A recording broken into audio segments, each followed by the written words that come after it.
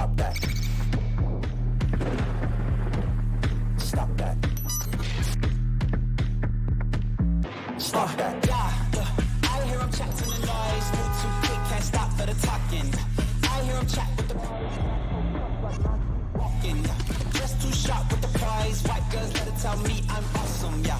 Hot like fire on the pan. If you wanna touch me, please use caution. Cold like 0 degrees. I'm out the cage, gotta let out the beast. Revolutionary, gotta let out the streets. Locked in a cage, I'ma let out the sheets. You came for one, motherfucker, my peace. You take the west, I'll take on the east. I'ma put him in the cage, never let out the. I hear him chat to the noise. Move too quick, can't stop for the talking. I hear him chat with the boys. Man so tough, but mans keep walking, yeah. Just too sharp with the prize. White girls, let it tell me I'm awesome, yeah. Hot like fire on the pan. If you wanna touch me, please use caution. Stop that. Stop that. Stop that. I have something shocking, Dan. I don't mean to cut you off before you've even started. That happened to me yesterday that I didn't realize happened, and I think it happened to me on more than one occasion. I got up and I paused Red Zone, and then I came back and I unpaused Red Zone, and I didn't realize until like 4:30 that I was watching Red Zone 30 minutes behind everyone else. So I'm having actual conversations with people about things that happened half an hour before, and they thought that I was crazy. And then I got to a point where I actually apologized to someone, and I was like, "Oh, I didn't realize. I thought it was 3:30, not 4:15. I'm so behind on what's happening right now." Okay, this is funny. That's happened to me before. But here's the thing. Once I realized, I didn't even correct it. I'm like, we're committed. Like, we're going to ride this out because what difference does it make? In my world right now, this is where we are on Red Zone, and I don't have to catch up to everyone else so that I can just enjoy Red Zone at my pace. There is something, though, about keeping up with things in the modern age that when you fall 30 minutes behind, you feel like you're forever behind. On very few things do we watch this way, that you have to watch it live so that you can interact with your community of people as it's happening, which brings me to why it is that I'm ill-prepared for today's show, Stugotz, because I'm not 30 minutes behind. Mm-hmm. I'm 3 days behind. And wow. And I feel lost at sea, like totally untethered from things. So this is what happened to me on Friday night. Valerie doesn't like football. She doesn't like that every time she's walking past the television, somebody is on the floor or being taken off the field, and then they just move on to the next thing. And she just doesn't like the violence of it. But she also doesn't understand why it is when we have to go somewhere and it's the 2-minute warning, and I'm like, just hold on a second, hon. We'll get out the door in a second. And those 2 minutes are football minutes. They take a long time. They're not actually 2 minutes. Right. They're actually like 25 minutes in real time. It's not quite that much. It could be. But so this is what I've promised her, okay, because the last few years have been difficult for a number of different reasons. I have promised her that as soon as this Pearl Jam concert starts that I am at, that I will get out of my phone, okay? And I'm watching on my phone. I'm not watching television. I'm watching the University of Miami Virginia Tech game on the Gamecast, okay? So all I've got, I don't have video. I just have a screen. What are you making faces about? How's that even possible? What do you mean? Like, how could you only watch it on Gamecast, but you can't watch it on your phone? I was not watching on the ESPN app. I was not watching video. I was just watching the computer. He could have watched it on his phone, Billy. He doesn't know how to. So sports infidelity here. It's not cheating if, right. It's over the shirt. Just watching dots. Yeah, I'm not watching the game. I'm just watching the game. No, she knew. Not cheating. No, she knew. I'm in my phone, okay? The concert's about to start in 12 minutes, okay? And my phone is on, there are 18 seconds left in the game. So I'm turning to my wife and I'm saying, this is going to take not very long. This is going to take a couple of minutes, but it's 18 seconds. Virginia Tech doesn't have any timeouts, okay? Right.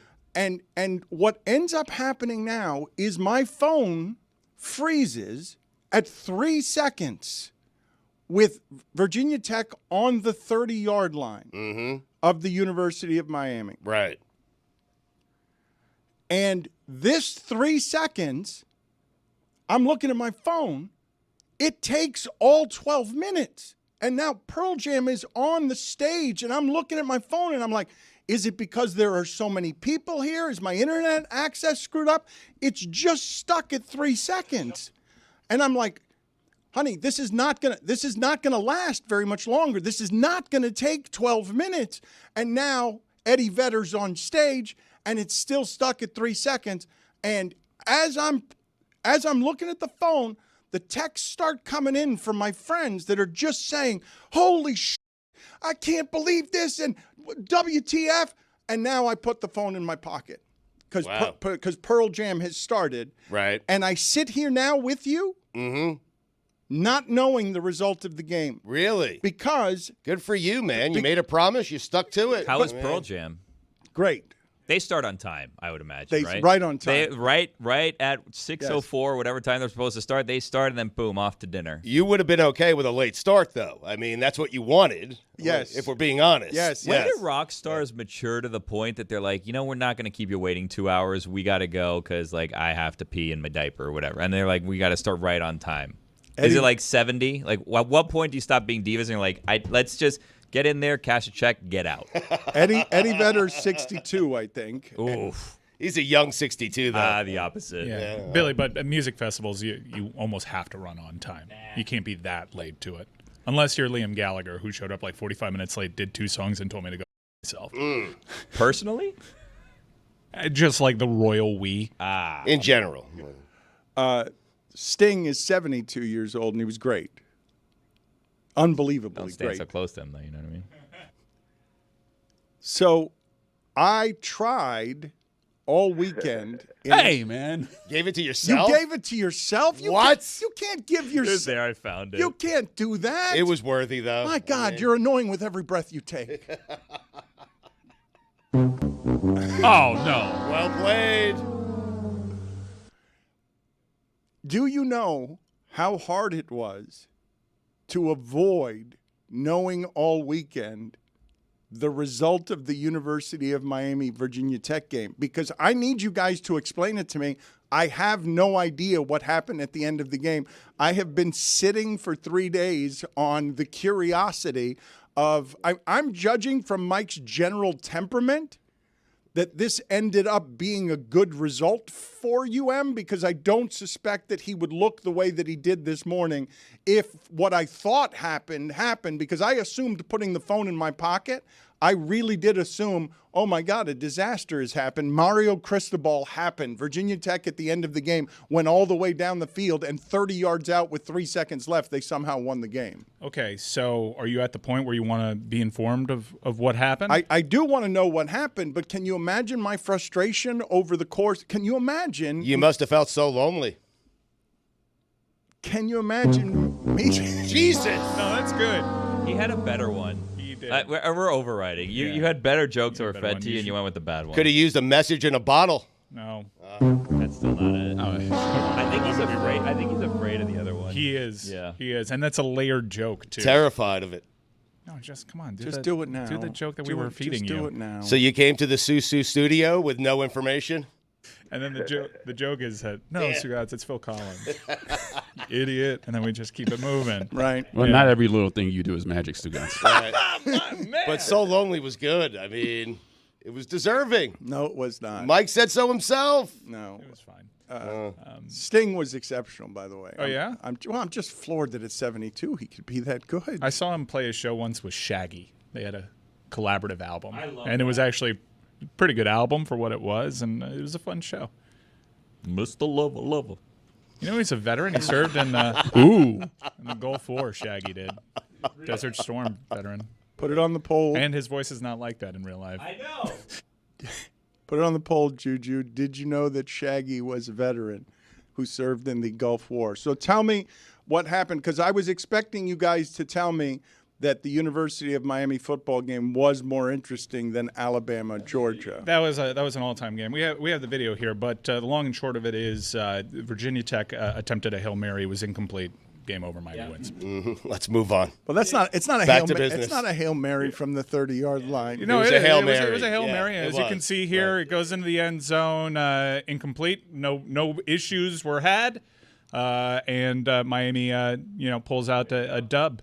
It was fine. Yep. Nothing really to write home about. Interception, maybe. We've Who seen knows? this end to a game countless times. A ball gets thrown into the end zone and it's incomplete on a Hail Mary attempt, and you give credit to Virginia Tech. They play like their season was on the line. It was Light a show going hard-fought off. victory for Miami. Oh, Virginia Tech celebrating. What? Why did it take? How long did all of this take? Did it take the 12 minutes It that I did. was waiting Yeah. for? Just so everyone's just sitting around waiting for review. Was there an announcement? Somebody just came out and said, "Okay, game over. That's an incomplete So pass." we're showing video right now. You're seeing a lot of things. You're seeing a lot of bodies. The one thing that you're not seeing on this video is a Virginia Tech player come up with the ball and say, "I have it." However, shortly thereafter, officials throw their hands up and call Virginia Tech touchdown. The call on the field was a Virginia Tech touchdown. Ridiculous.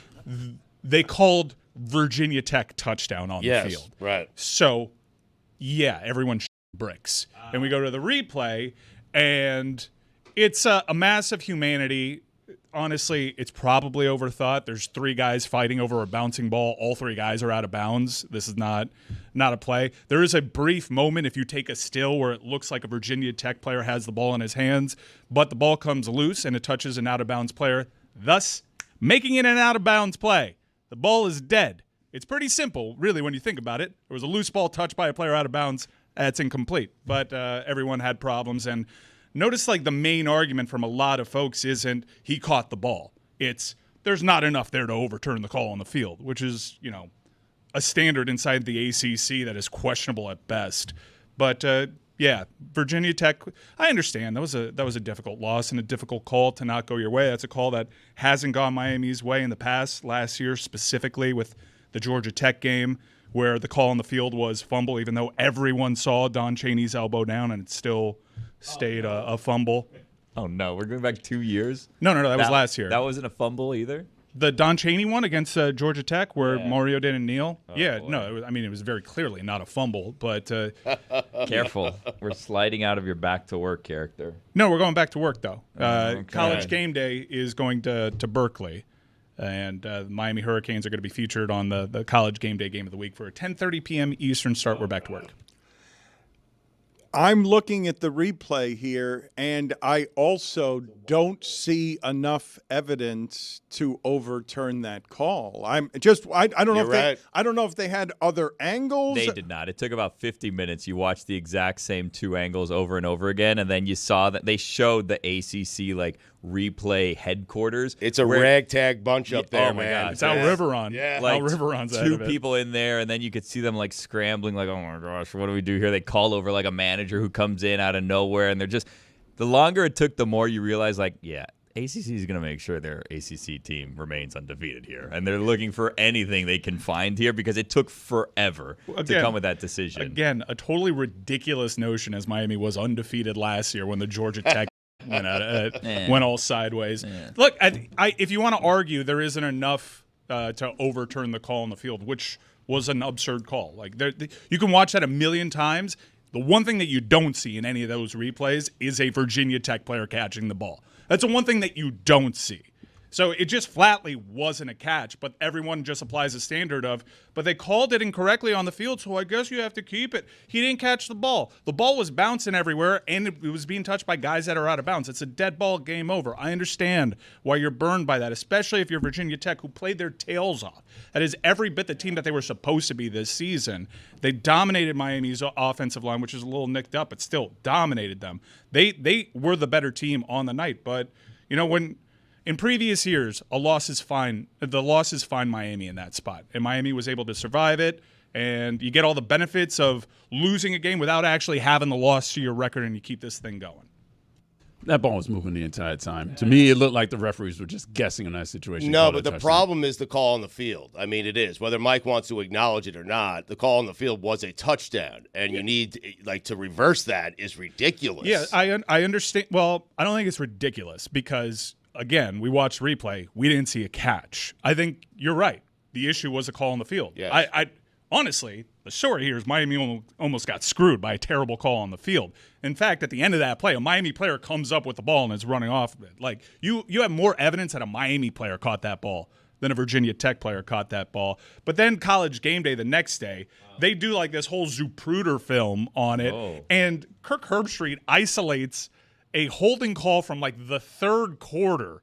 And saying, look, they got hosed on this. By the way, they called holding on the wrong player. If you watch that same video that Kirk Herbstreit saying, that's not a hold, look at the other player. They just misidentified the player.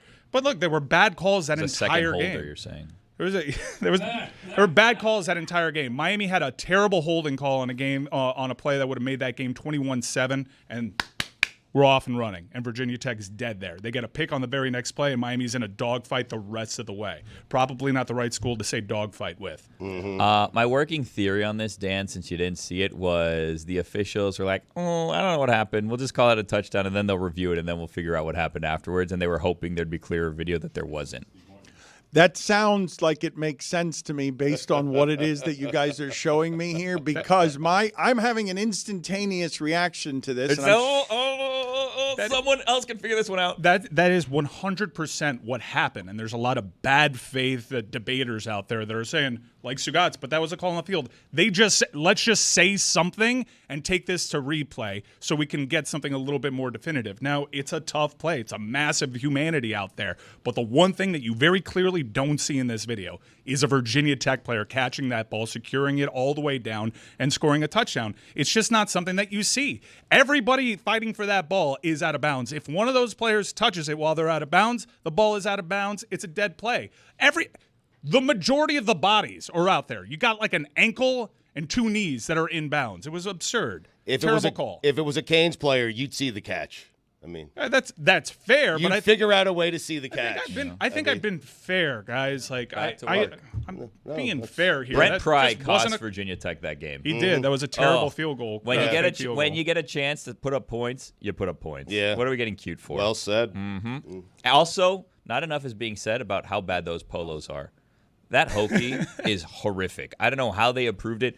Terrible mascot to begin with, but the fact that they have a little cartoon turkey head on their little polos, horrific. You're dressed for failure. You're not dressing for success there, Dan. Help me understand what the general reaction was when people started fighting about this, because what you're getting from me is a 3-day-old take that is totally fresh because I'm witnessing this for the first time. You know, I went to the University of Miami. You know, I want the University of Miami to be good. But if you call that a touchdown, and all I'm seeing again and again in the replay is sort of like maybe he landed on his ass with the ball, I don't know, but you called it a touchdown, and then you go to the replay, and the replay doesn't show me something that indicates, well, you've disproven that it's a touchdown, even as what you say is true, which is that everyone is out of bounds. I can't. Well, that's kind of a big one there, Dan, though. Like, you're saying that two sides out of your mouth right now. You're saying, Mike, I don't see anything, but I see everybody's out of bounds, but his ass is still in bounds, and his ass landed first, and his ass may have landed with the ball, and the referees did call it in. No, see, right there, 43 is landing. He has more possession of the ball when they're falling down. He falls down out of bounds. The ball is dead. I understand this was a debate. This was a hot topic, and very clearly people wanted Miami to lose that game, and everybody applies a standard of, well, the call on the field. It was a bad call on the field that they didn't call until like 20 seconds after that sequence. But it was the call on the field. Dan is right. It was the call on the field. It might have been a bad call on the field, but it was the call on the field. Right. So what happens when there's a bad call on the field, Stugotz? They go to replay and they find out proof to find out what the right call should be here, and they made the right call. You can talk to me till you're blue in the face. It wasn't a catch. Why are you so defensive? You're 4-0. I've had 3 days of Cam Ward this looks good. No, Mike. Did you see the Cam Ward play? Yeah, There's your phone not working for that. He needs to knock it off with the turnovers. Hold on. Yeah. You didn't see the Cam Ward play? No. Oh. On a 3rd and 3, He has a wide open Isaiah Horton, and he sails the ball over his head. Not that one. The very next play, Xavier Restrepo falls down in his route. No, not that one either. And it was a 4th down. I think your season's on the line here. Restrepo catches the ball while that's somebody catching while on his ass. Not that play. And then he has caught Miami's offensive line. They go up against the nation's leading sack getter. The backup left tackle, has some poor moments, but they get pressure. This is more pressure than Cam Ward has faced his entire time in Miami by a long shot. And they get home on the quarterback. Quarterback makes a Patrick Mahomes-type flip play. Just great instincts, flips it over to his tight end, Riley Williams, who catches the ball and then runs, 35 yards after breaking an initial tackle. It was a massive play. The Restrepo play and the Williams play in particular were magical plays. It was we should say this because I could feel my blood boiling in ways that it hasn't all season long. This game was incredible. Start to finish, it was a standalone game. Everybody was into it, and that's why everybody has opinions about it, because this game delivered. You had Patrick Mahomes tweeting about the game. It was a fantastic game, a terrible game to watch on Gamecast, I imagine. Not great. I do want to understand a little bit better, though, because you can imagine my confusion the way that I experienced this. Please tell me how much time elapsed between a stadium full of people seeing, because yes, this is the part that I want to examine because it's the only part you care about. Really. Well, we've gotten into the minutia of something that people have been arguing about, I'm sure, for 3 days, and I've avoided somehow all the arguments. It's been blissful, actually. It was a blissful tranquility to be away from the internet in this way and to only be watching little splatters of football here and there where I knew that game wasn't going to be talked about.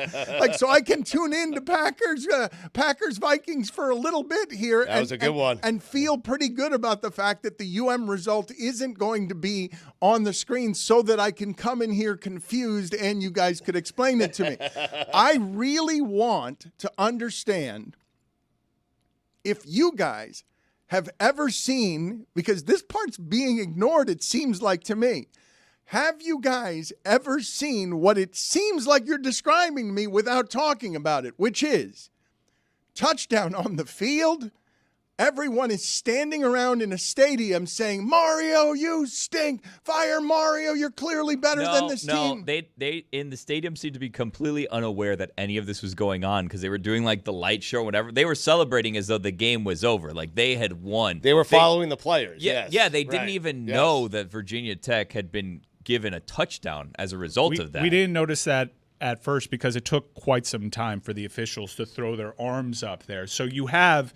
the entire game is a great rivalry, by the way. Shame on the ACC for saying that this wasn't a protected rivalry. They corrected that, and these teams play annually. The entire game, Dan, they're going back and forth doing the Cam Ward mocking celebration to us. So the Miami player runs out of that mass of humanity with the ball. The light show starts going, and you breathe a deep sigh of relief. I look at Cynthia, my wife, next to me. She's like, I think he caught that. I'm like, how can you say anything there? And then shortly thereafter, the call on the field is touchdown, arms go up, and the sideline for Virginia Tech erupts. Now, whenever there's a controversial play, I always look to the sideline and the opposing coaches to see what they're being told in their headsets to see if there's a reason for conviction on the sideline. I tell you, brother, that sideline was confident. They thought they had it. And then as time goes on, you have in the stadium, to us, it seems pretty obvious because we don't have the commentators telling us what's happening there. But apparently on the national broadcast, Andre Ware was like, you can't overturn the call on the field. There's nothing here to overturn the call on the field, which is pretty much, even Stugotz, the standard that everybody is upholding here, which is not that it was a catch. It's just you can't overturn the call on the field. But take me through, just real quick, and I'll leave this alone after this.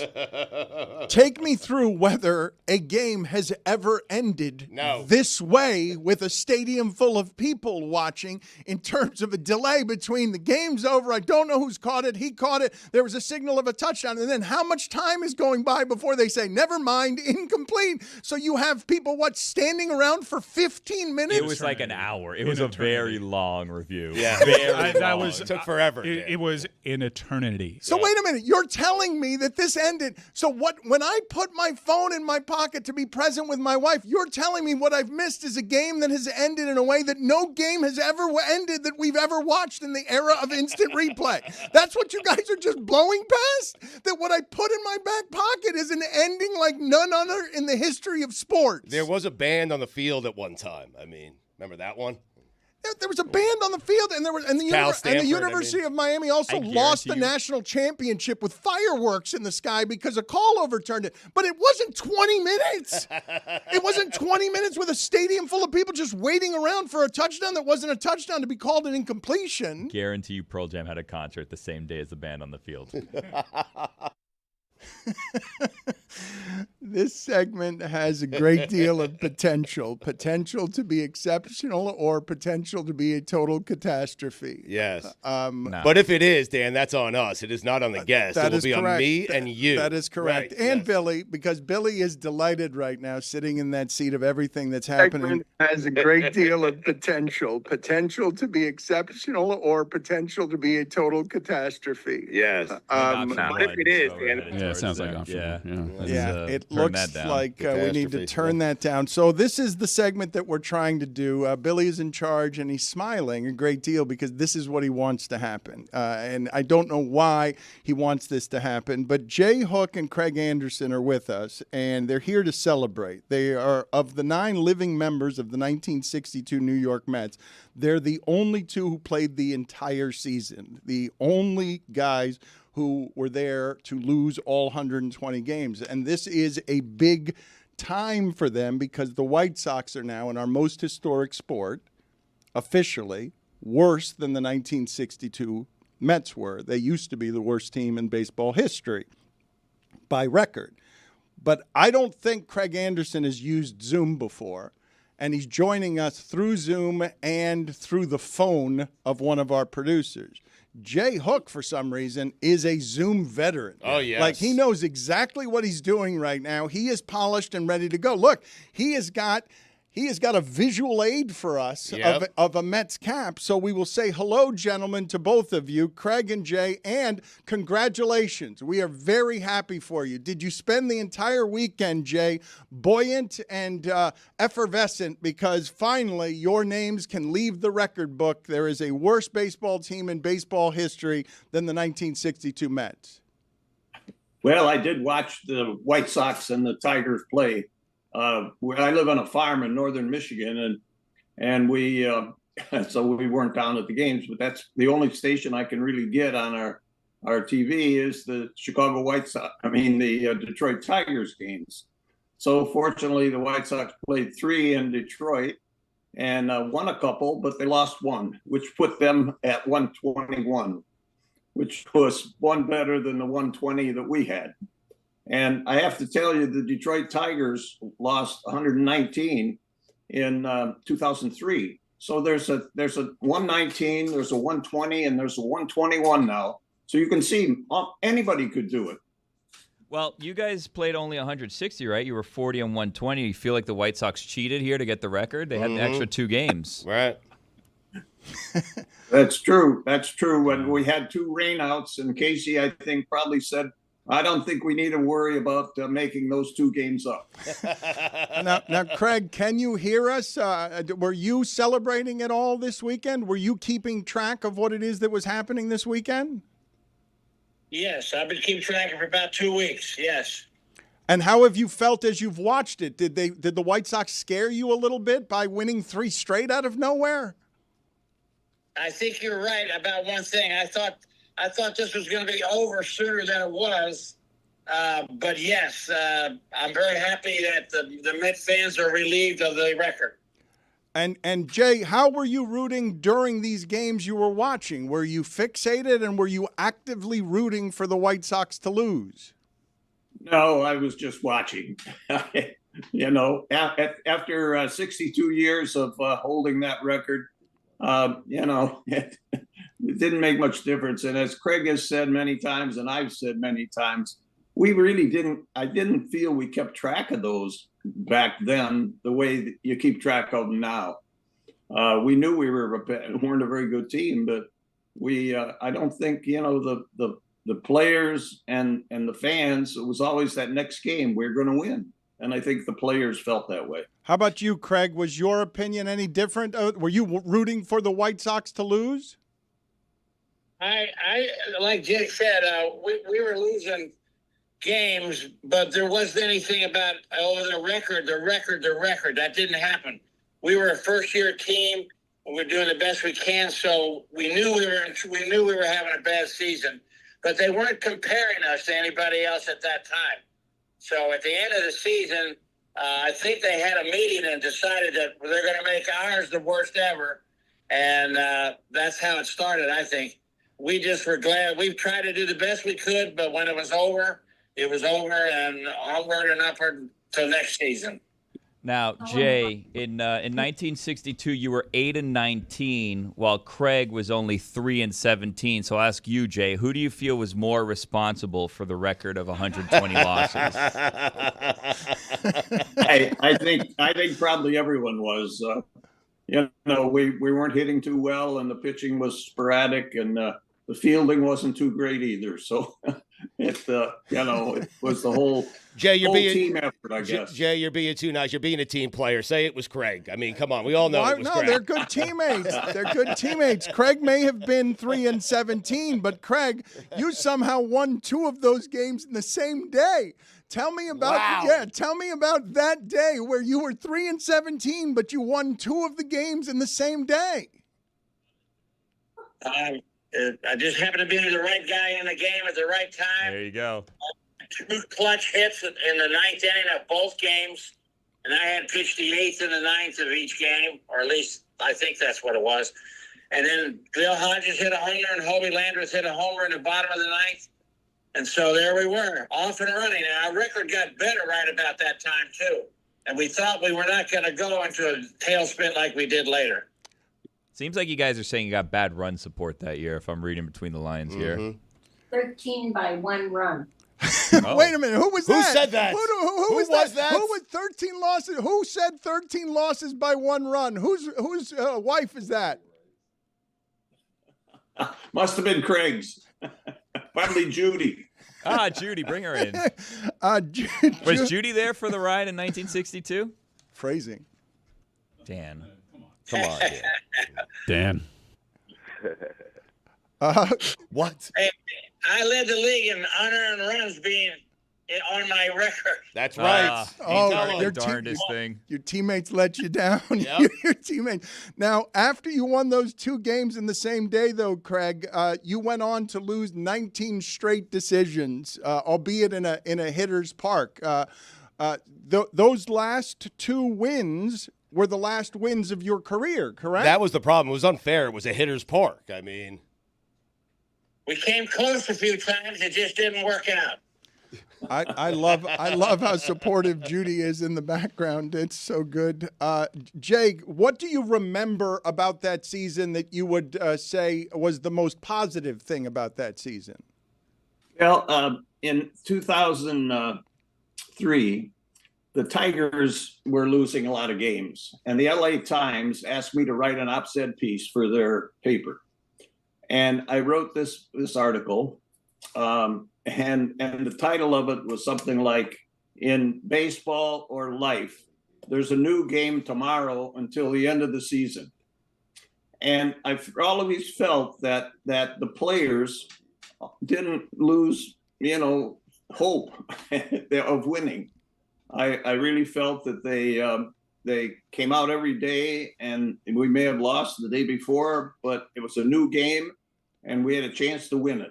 And I felt the attitude was that way with the players. I thought that attitude, the fans in New York were absolutely terrific. And we had Casey Stengel as the manager. And after every game in when we were at the Polo Grounds, he would call. There were probably 12 papers in New York, and or something more, maybe, or less. But every paper had a sports writer, and he would call those sports writers into his office. He knew they were the vehicle to reach the fans. and he would tell them stories. He'd give them something to drink, and he'd tell them stories in the past. He'd tell them stories about the game, something funny that may have happened during the game or whatever. And when they left his office, they had their 12 inches of column filled, and he made their job, probably a little more palatable. And so that really was, I think, very helpful for the team. Whereas in 2003, with Alan Trammell as manager, he'd been a really good player, but he hadn't managed, and that was his only year of managing, I think. So, it really probably affected his career. But Casey had won, I think, 10 pennants or something with the Yankees, so nothing was going to, tear him down. He'd been successful. And the thing Craig and I have both talked about is that there were so many players on that team that these losses didn't define their life. They went on to other things. Richie Ashburn became a famous announcer in Philadelphia. Roger Craig became a pitching coach, and then he managed, I think, one of the teams out in California and had a pennant. Gil Hodges ended up managing the Mets when they won the pennant in 1969. So there were a lot of players that went on. Craig went on to Lehigh, back where he graduated. I did a bunch of things after baseball. And so it didn't define our life. And I think that was positive. Craig, Jay told us before that he only gets the White Sox channel, so I'm wondering if you've been keeping up with the Mets. They have a twin bill. The Tigers channel. Yeah, is the the only Tigers one he channel. gets. Sorry, Yes, yeah. it's So I'm fine. wondering if you're keeping up with the Mets. They have a twin bill against the Bravos today for the playoffs on the line. You guys watching the Mets at all? Okay. Craig, that was for you. Did you hear his question? I didn't. No, I didn't quite hear it.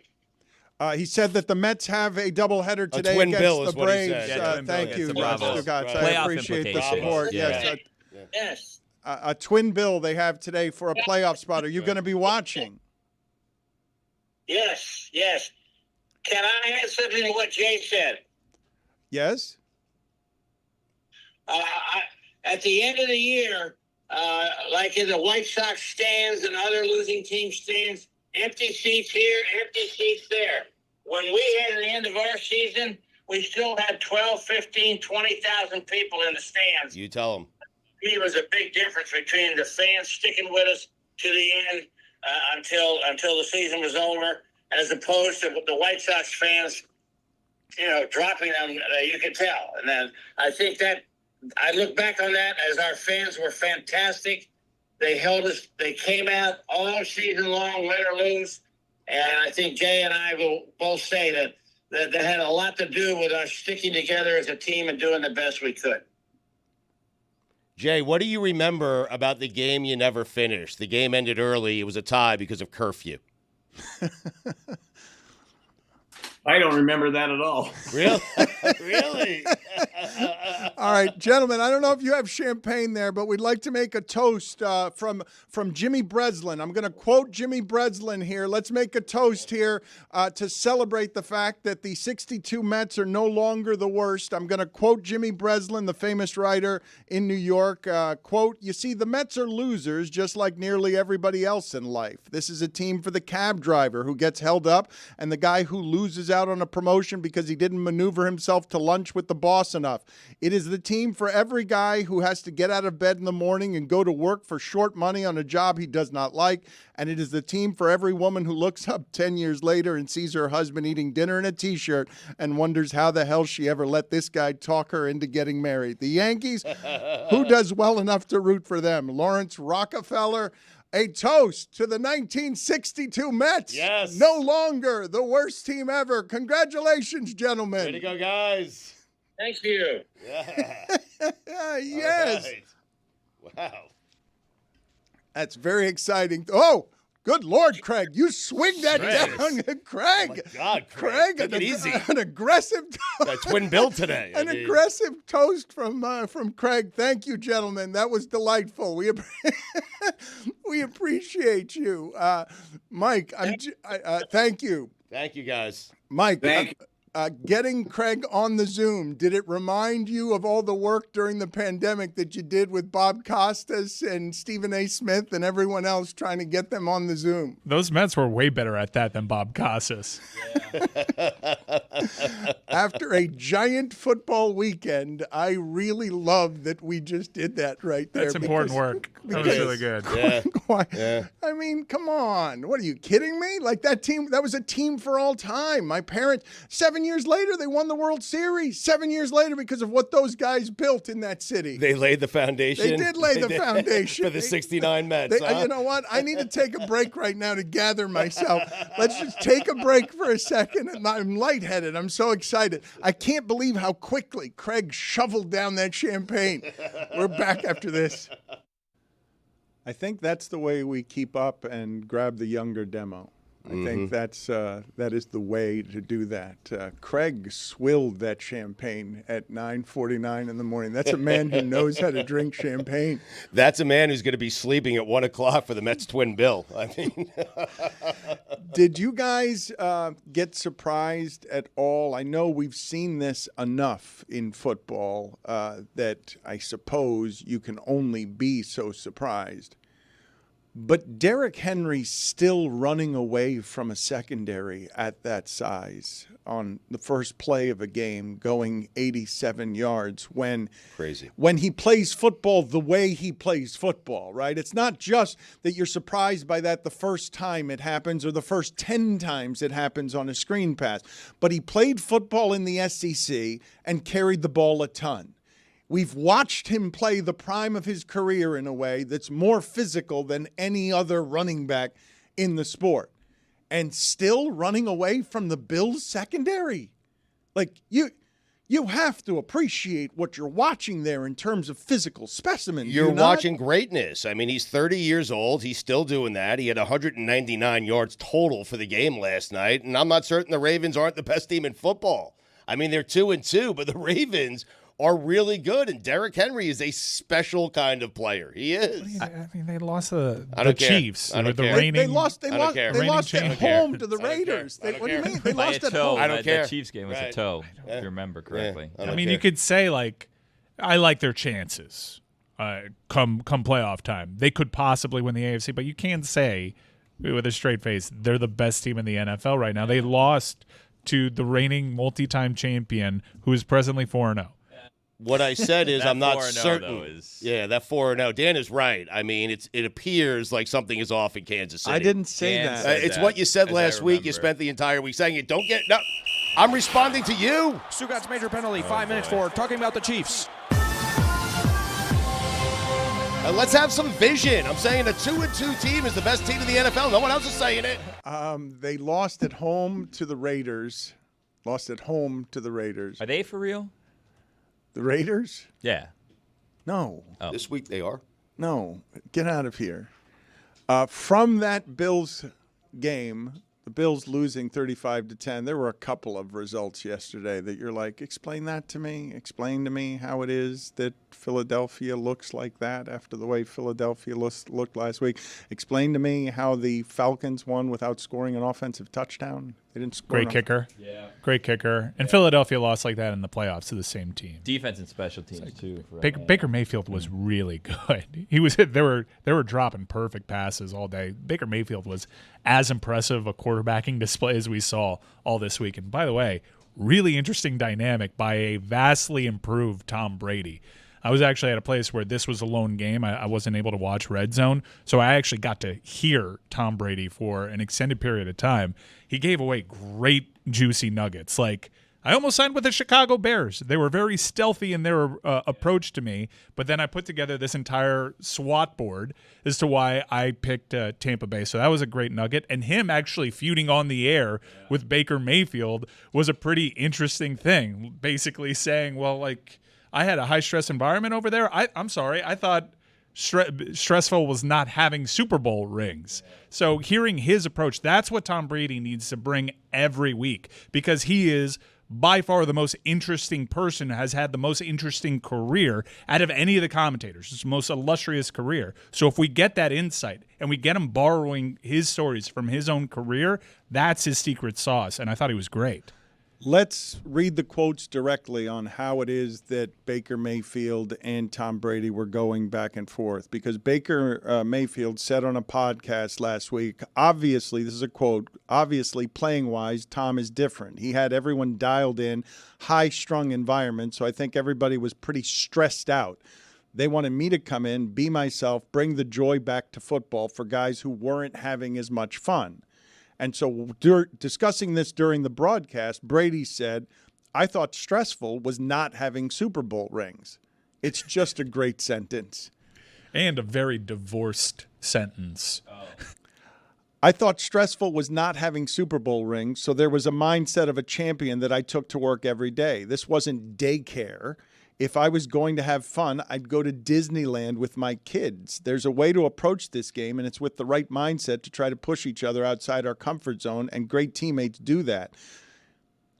I have someone like Gronk. I have someone like Evans. There's high expectations for us. We've got to make sure we go out there and deliver. There's no one way to do it, but I think Tom Brady speaks with a voice that his is the way to do it, and there is no arguing that his way didn't work. Well, between the two of them, only one of them has done it. So correct. I'm going to side with Brady on this. Oh, one. but you can. I don't know whether Mahomes stresses out his teammates or not. It is funny to hear Tom Brady say that his was the way because he was always pushing his teammates. It is also funny to see him clearly get agitated by what it is that Baker Mayfield said, because when Burkhardt came to Brady and said, "Oh man, this is still inside you, right?" and he was like, "That will never leave me. Like this feeling will never leave me of being defensive in this circumstance about how I did things as if it wasn't the right way to lead." I'm kind of here for, and I don't know if anyone is listening, they're probably not. If any opposing quarterbacks whose games Tom Brady's about to do are listening right now, just take a shot at him every week. Like, let's see how crazy we can drive Tom Brady with just like little subtle jabs at him, undercutting him or his career in some way. Because it seems like he's going to come and he's going to air it out on the broadcast. So I kind of hope that all the quarterbacks just start taking like little subtle digs at Tom Brady that week to see what they'll get him to say. I did hear that towards the end of his time in Tampa, Brady was pretty much done with Mike Evans' general approach to football. And I'm sure it went both ways, and Mike Evans wanted something a little bit looser. Yes, there's more ways to win a title. You don't have to be as high-strung as Tom Brady was. But you mentioned there's multiple ways to do it. There apparently is only one way to be the greatest quarterback of all time. And so when he's stressing everyone out? Yeah. There's one way to win 7 titles. Yeah, he's proven it. And he's shown you, too, that with Aaron Rodgers' performance over the weekend, that he put the standard for aging quarterbacks at such a ridiculous place that we were convincing ourselves guys like Aaron and Drew Brees could do it just because Tom was, and maybe that we were in a whole new era of science. Nobody.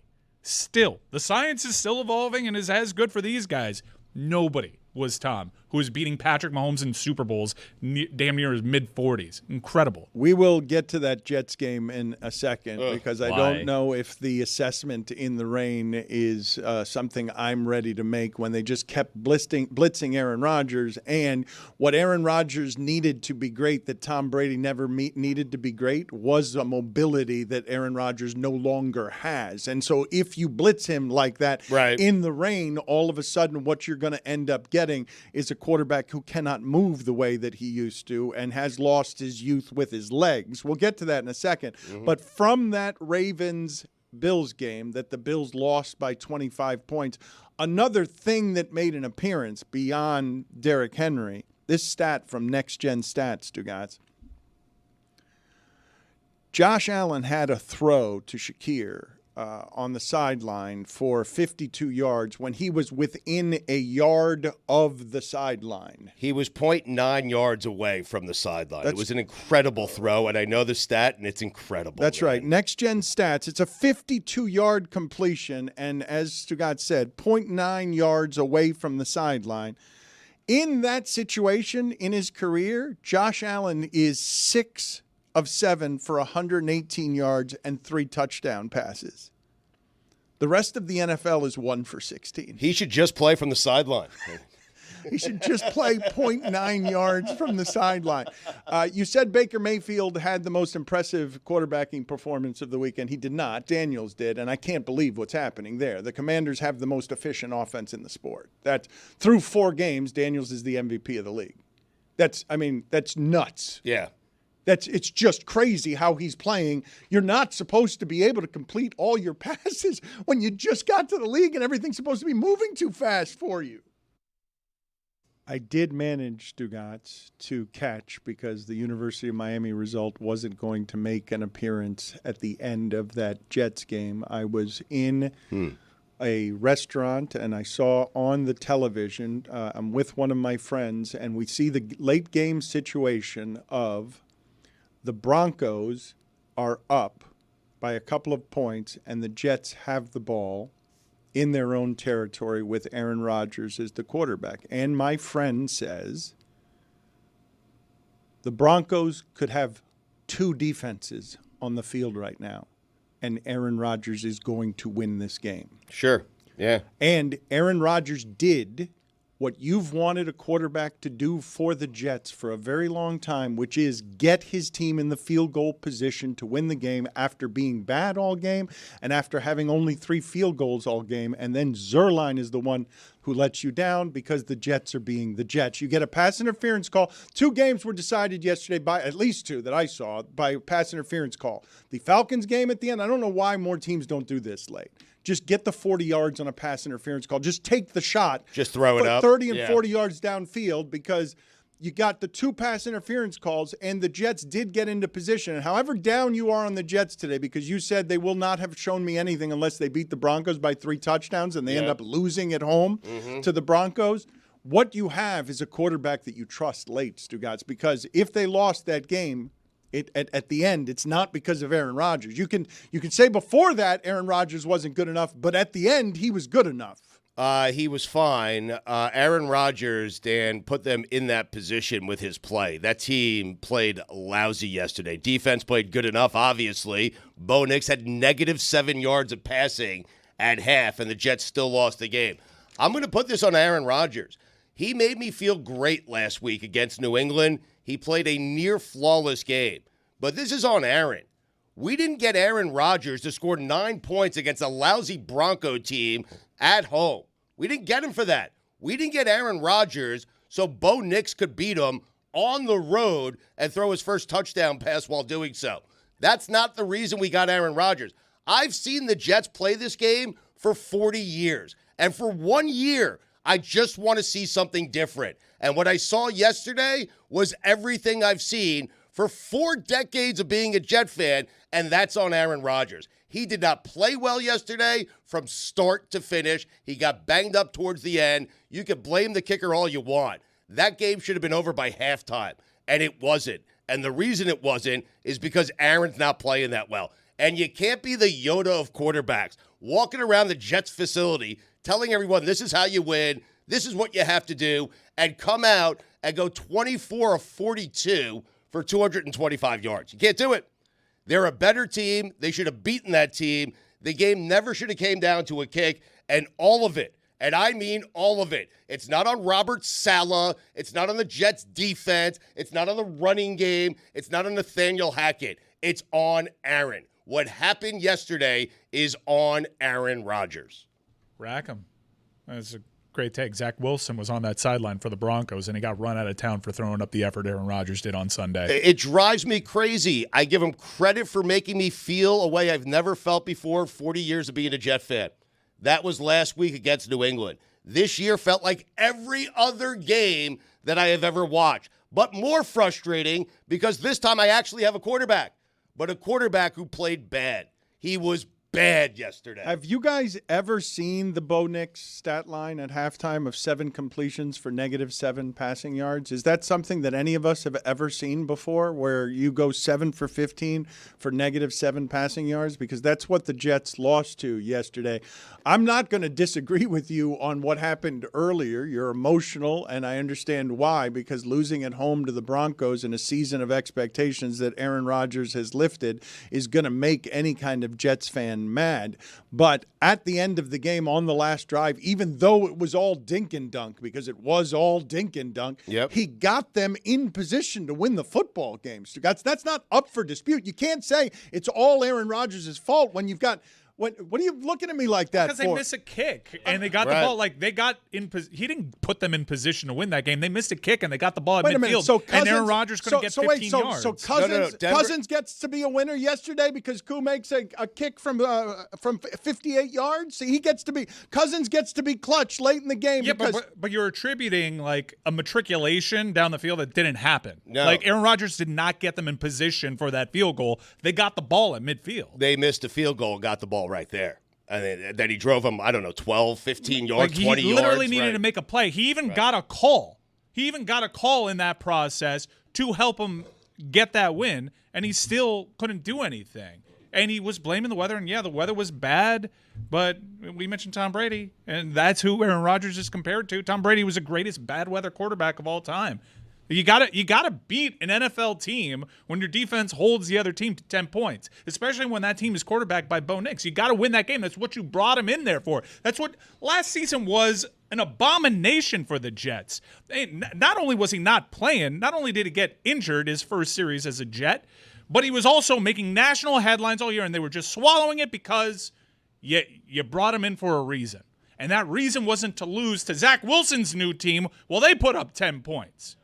The reason you bring in Aaron Rodgers is so that game doesn't come down to a field goal like every other game I've ever watched the Jets play. Or every game in the NFL that's played every single week. I know, but Dan, this guy is supposed to be different, and he has been different at least for a week. I just want to see it every single week. On the positive side, the Jets are 2-2.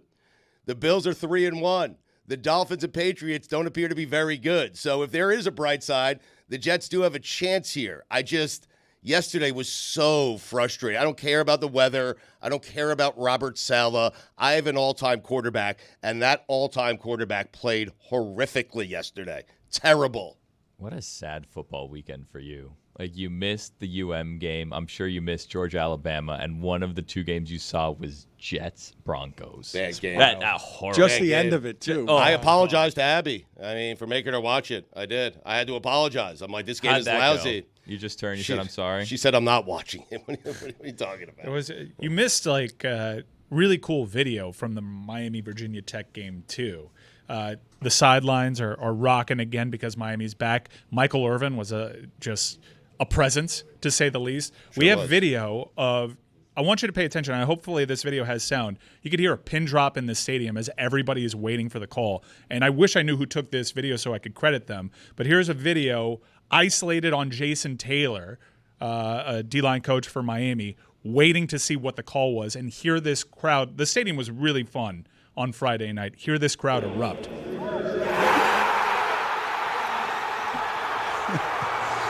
How long? Can you give me a count for how many minutes it took? I'm still maintaining. Look at Michael Irvin. So good. I'm still maintaining that a football game has never ended this way before. Just everyone milling about waiting for the officials for 25 minutes before you can celebrate, and no one can leave. I'm assuming you guys have been to all of these games. Oh, plenty of people left, Dan. I'm assuming that people are going to their cars without knowing what the result is. They're like me at the Pearl Jam concert with the phone in the pocket, not knowing what actually happened in the game. What are the people outside who are trying to beat traffic? What is their reaction when they hear the stadium erupt as the cue to they've watched a whole football game without knowing the result until they get to the parking lot? Like Kirk Gibson's home run. Well, they already knew the results. It just wasn't confirmed by the replay. No, they didn't. Right. They didn't. Yeah, no, they knew. Touchdown, we won. And then they left. By the way, Michael Irvin looked like he jumped in a pool in the first quarter. That's a lot of sweat that he's doing. Was it that hot? Of course, it's Miami. It's swampy. But no as hell. one else looked as drenched as Michael Irvin did. Those people left the stadium thinking that Virginia Tech had won, correct?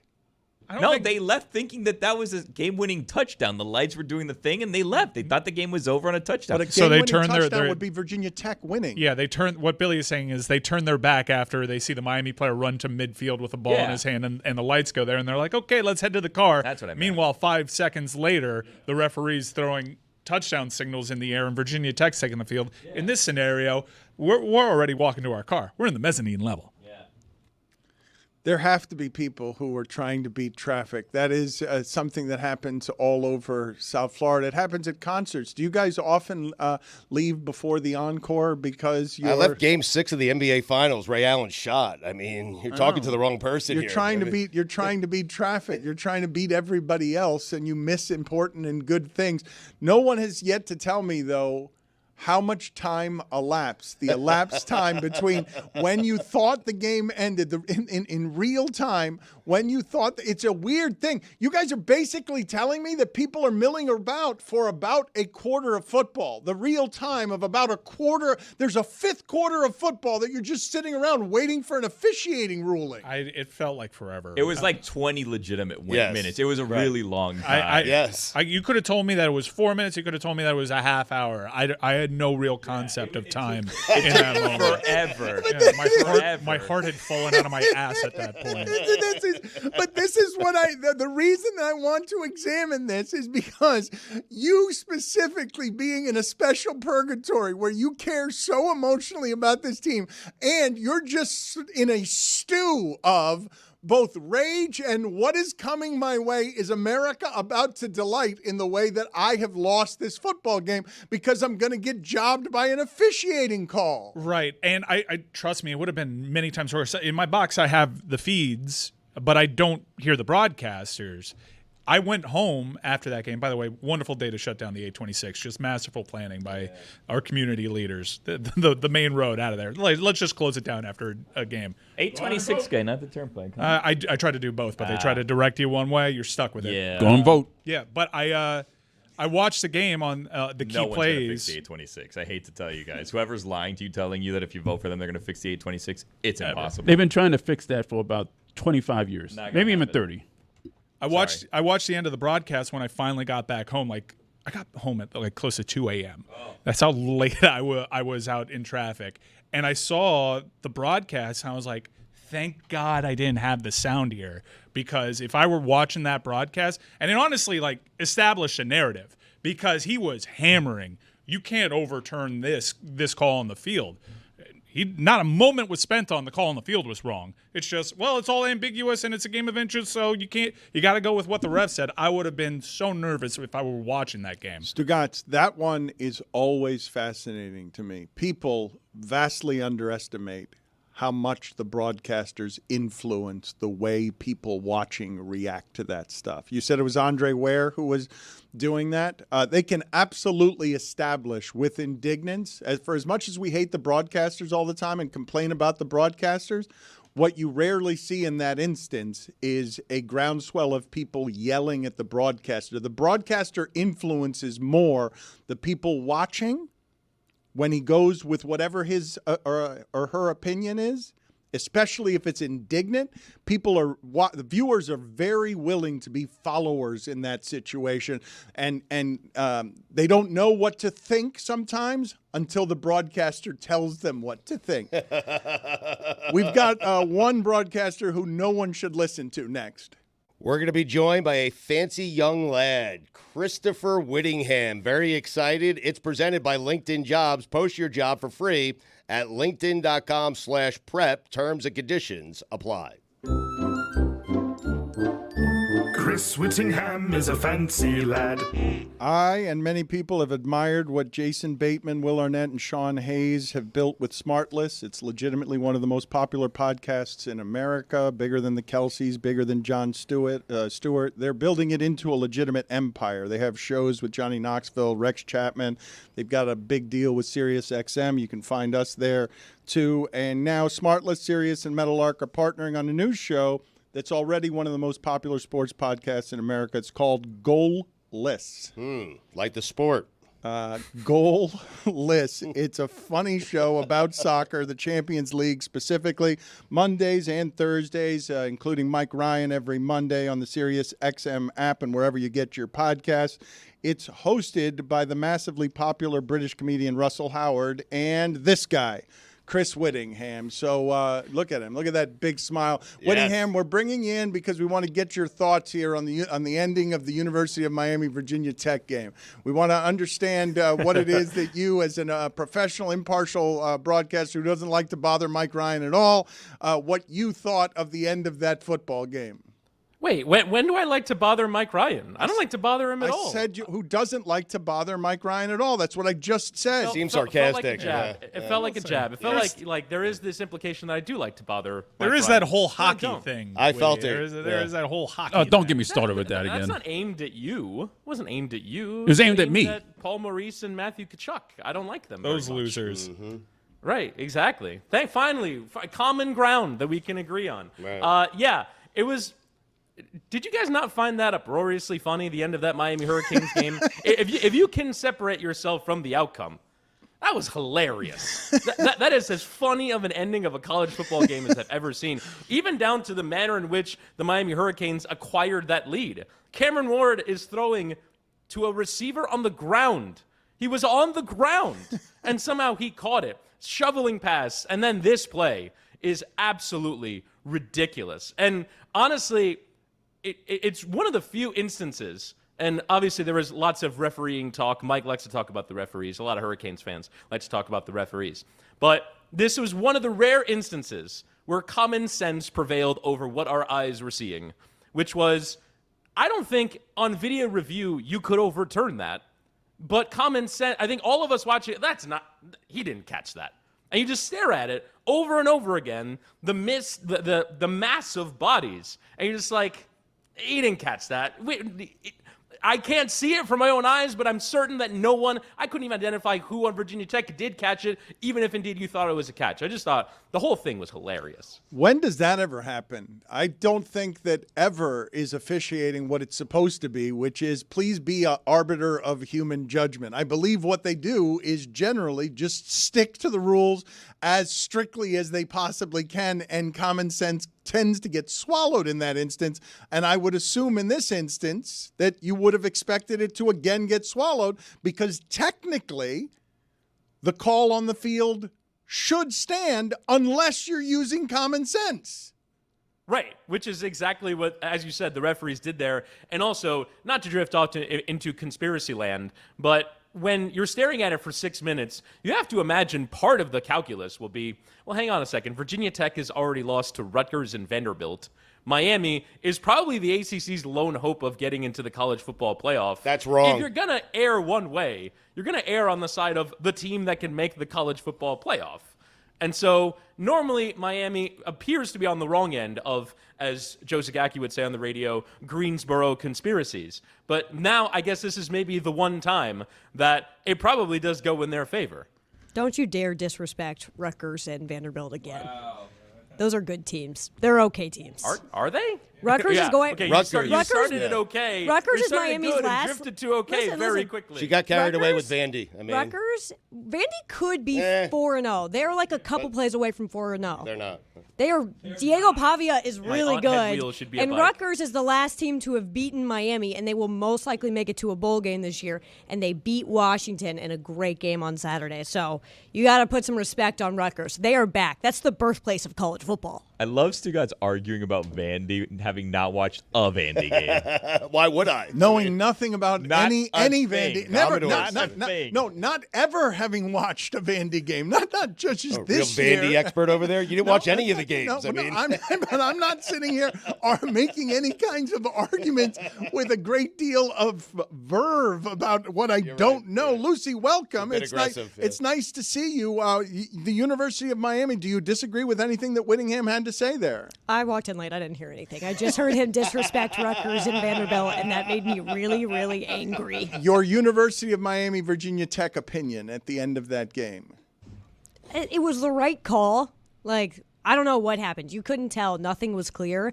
I just am confused on, like, what – it was the right call. Yes, I think at the end of the day the right result was made. But, like, you called it a catch, and then you said it wasn't a catch. My whole thing is I wish that the ref had said something more than just, like, call was overturned. He gave zero explanation. He just said, changed our minds.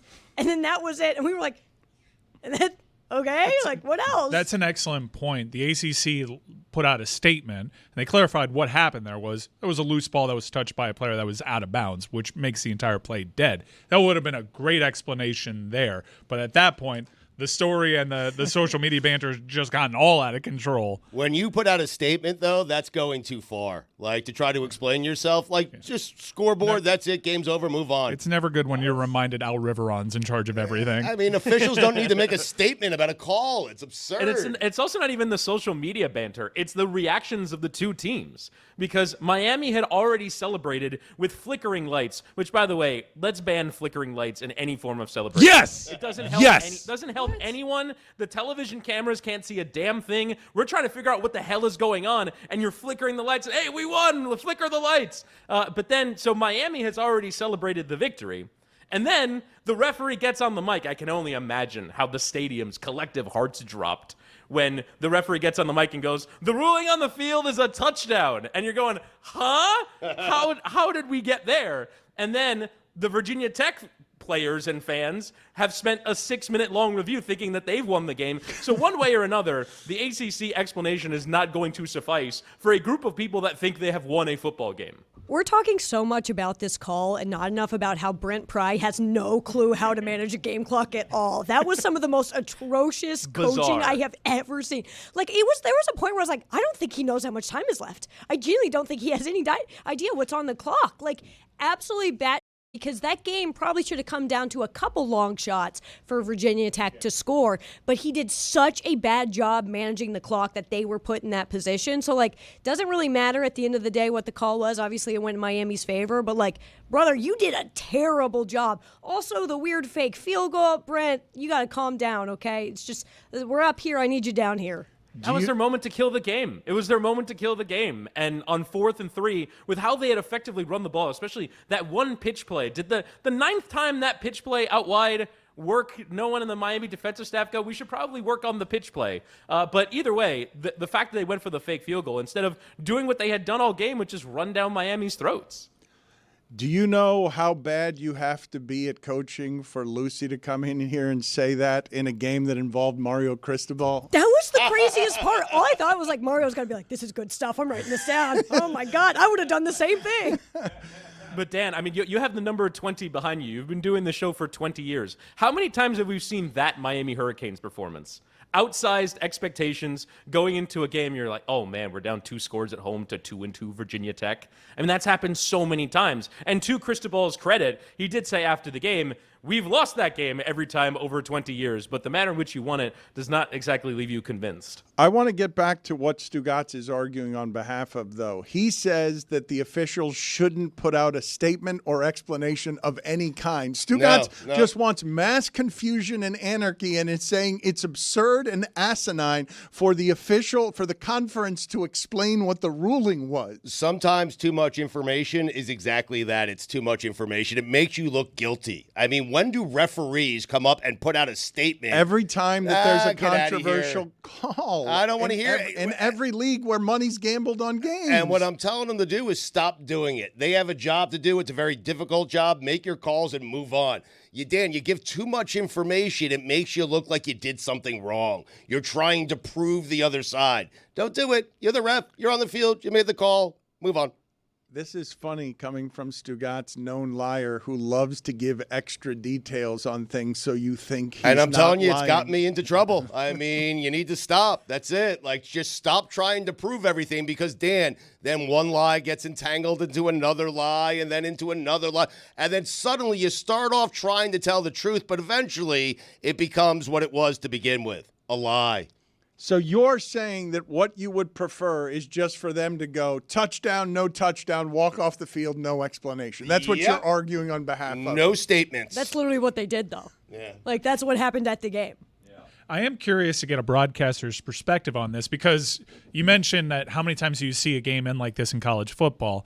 Not often, but you actually see this happen plenty of times in soccer where a result is just totally hinging on a long, drawn-out replay by an official, and you often have no idea what they're going to come back with. Witty, you're often finding yourself in this position. You're no stranger to it. Are you careful with how you frame things because you don't want to be accused? Because Ware was pretty clearly leaning into you can't overturn the call on the field, and that established a talking point for an entire nation. So I'm curious as to what your approach is when you find yourself in a similar situation.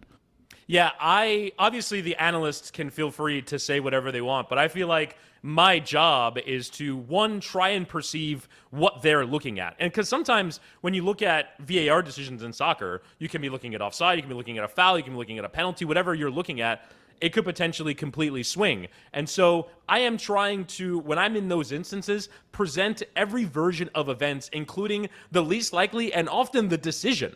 Because sometimes viewers will watch an incident and go, well, how did they come to that call? And I'm doing my best, based off of all the knowledge of the rules that I have, to present what could be any possible outcome. That way, viewers at the very least are not caught off guard by what's going on. But obviously, the analysis is the biggest part of that, especially when it comes to rules experts. Because like you said, I do think the television broadcast goes a long way in determining how people feel. I actually kind of most learned this lesson from when the Miami Hurricanes lost the national championship to Ohio State in 2002, because a legion of fans are still upset about that. And I think a big part of the reason why, beyond obviously your own visual perception of the event, is that pass interference call in that Ohio State national championship. Dan Fouts was the analyst on the game, and when they show the replay, he goes, bad call, like he is shouting it at the top of his lungs. And I really do think that set the framing for how people perceive that event. So you have to, at the very least, try and present a sober, both sides view of what could possibly happen. Speaking of not sober, not both sides as a view, Roy, how do you feel just seeing the face of Chris Whittingham as somebody who was poisonously anti-Panthers out of nowhere after being a lifelong South Floridian? Traitor. You are absolutely a traitor. Wow. And it was the dumbest take I've ever heard, quite frankly. Wow. The dumbest ever. Yes, ever. Really? That the Panthers trading for Matthew Tkachuk made him hate the Panthers because they were the antithesis of fun and made him become a Rangers fan. And it came right back to bite him in the ass. Well, if McDavid did what McDavid was promised he would do, Yep. then Yes. this would be a different Yes. story. Well, but he didn't. Now, did he? I will relive He was shut that down by Game Alexander 7 for the Barkov. rest of my Make life. overrated. huh? There you go. Just like the billboards said. Yeah, exactly. Did you ever put those up? Mm-hmm. No, we didn't, Billy. We got billboards up somewhere, didn't we? No. I think we did. Yeah, No. we got. Yeah. No, I think we did. We got like 5 Yeah. Greg Cody was right billboards up here locally, I believe. Yeah. I'll look into this. Okay, thank you for all your hard work. I actually have an image from the weekend. Yesterday, I went on a family day, and I had the privilege, the honor, to meet Stan. Witty, we have a photo right here. If you can see in this photo with my daughter there, I'm pointing exactly to the point on the Stanley Cup where it says, "You suck ass." Wow. Right there. They engraved it. Really? Juliet's They got like, that yeah. engraved in Yeah, the they got it trophy? engraved right there. It says, "Chris Whittingham sucks ass." I don't understand this Stanley Cup where sometimes Bit you wordy. can touch it, sometimes you can't touch it, and then like there's like guards where they wear gloves, but then you can just go up to it with kids and put your fingers on it. Like, explain the Stanley Cup to me. It's all who you know. It's not sacred at all. You can do whatever you. If you can eat cereal out of the Stanley Cup, it is not a trophy to be revered or respected. So this event that I was at yesterday, What? it is What to do me. you- Second dumbest No, take it's I've It's the ever most heard. famous of trophies. Well, there's like What's the 3 of matter them with also, you? right? There were at this event. This was the actual one, not the fake one. There were 2 people from the Hockey Hall of Fame there with white gloves, making sure that only certain people could touch it. Like there was a representative from the Panthers there. He could do basically whatever he wanted with it because he was a part of the organization that won the Stanley Cup. But if someone else were to try to be as cavalier with the cup, they would be stopped immediately, and they would defer to the member of the organization as to whether or not they can move forward with it. But they are pretty tough with it. Whittingham, what are you guys trying to do with Goalless? Well, I think the first thing is it's not my job. It's the job of Russell Howard, a professional comedian, but to present a more comedic view on the game. But I think the biggest thing from an actual soccer standpoint is I think cover a tournament that's the biggest club tournament in the world that's not really covered specifically by anything, because the UEFA Champions League, for me, is the best soccer tournament in the world, and it's mostly covered through the prism of whichever country that media originates from, whether that be England or Spain or France or Italy or Germany. But for me, the Champions League, I think, is a competition that is almost undercovered in a weird way, because it's not covered from a holistic, here's the whole picture of the entire tournament and all the teams in it. So I think from an actual content standpoint, that's what we're trying to do. But obviously, Russell Howard is absolutely brilliant. He's hilarious. And obviously, we're partnered up with Goalless or with Smartless, excuse me. The podcast is Goalless. But Smartless is presenting, one of the funniest content outputs in the world. So I think that's a big part of it. So we're trying to go lighthearted, but we're also trying to cover this tournament properly. So those are the two main goals. Good to see you, Whittingham. Thank you for stopping through. Always good to see everybody, despite the fact that everyone appears to hate me. Yeah, I love you, Witty. But that's on you. I don't know you that well. They said that you both suck ass and were bitten in the ass. So those are both things that you were accused of during this. Human centipede type of situation. We appreciate your time. Lucy has emerged. I don't know where it is that she was, but the game of the weekend. Pearl Jam. It now gives us I was at Pearl Jam. Stugotz, what's the point of saying Pearl Jam there? I love Pearl Jam. Don't lash out at me. Don't lash out at me. You're saying, what's the point of saying Pearl Jam? Why would she have been at Pearl Jam? Don't lash out at me. She loves Pearl Jam. I knew that. I made the joke right after Mike said what he said. The timing was a little bit off. I apologize. I watched football this weekend. Lucy, you were at the Alabama-Georgia game, and you were as far from the interception at the end as you could be while still remaining on the field. You had the worst view in the entire no. On the field, you were as far away from the game-changing, game-finishing interception as anyone who was on the field. What was your experience like after seeing Georgia go down 28-0? Well, I was like happy first because I've been kind of anxious about how many people keep telling me that I'm a curse and that I'm bad luck for the home team, and I really want home teams to invite me to their games. But when the game went down 28-0, I started cheering for Georgia. I wanted a competitive game. I, as an Iowa fan, have sat through many games where we have been down 28-0, and it never turns out like that. It was very much like, and we all watched the game, it was a slow burn, and then all of a sudden at once, like, there was never really the vibe around the stadium that, like, oh, this is going to go poorly, things are changing. Everything was great, and then 1 second we all looked around and we're like, what the hell has just happened? Like, it was hard to describe, but genuinely one of the coolest sporting atmospheres I've ever been a part of. It was awesome, and I didn't need to be close to the interception to know it was going to happen.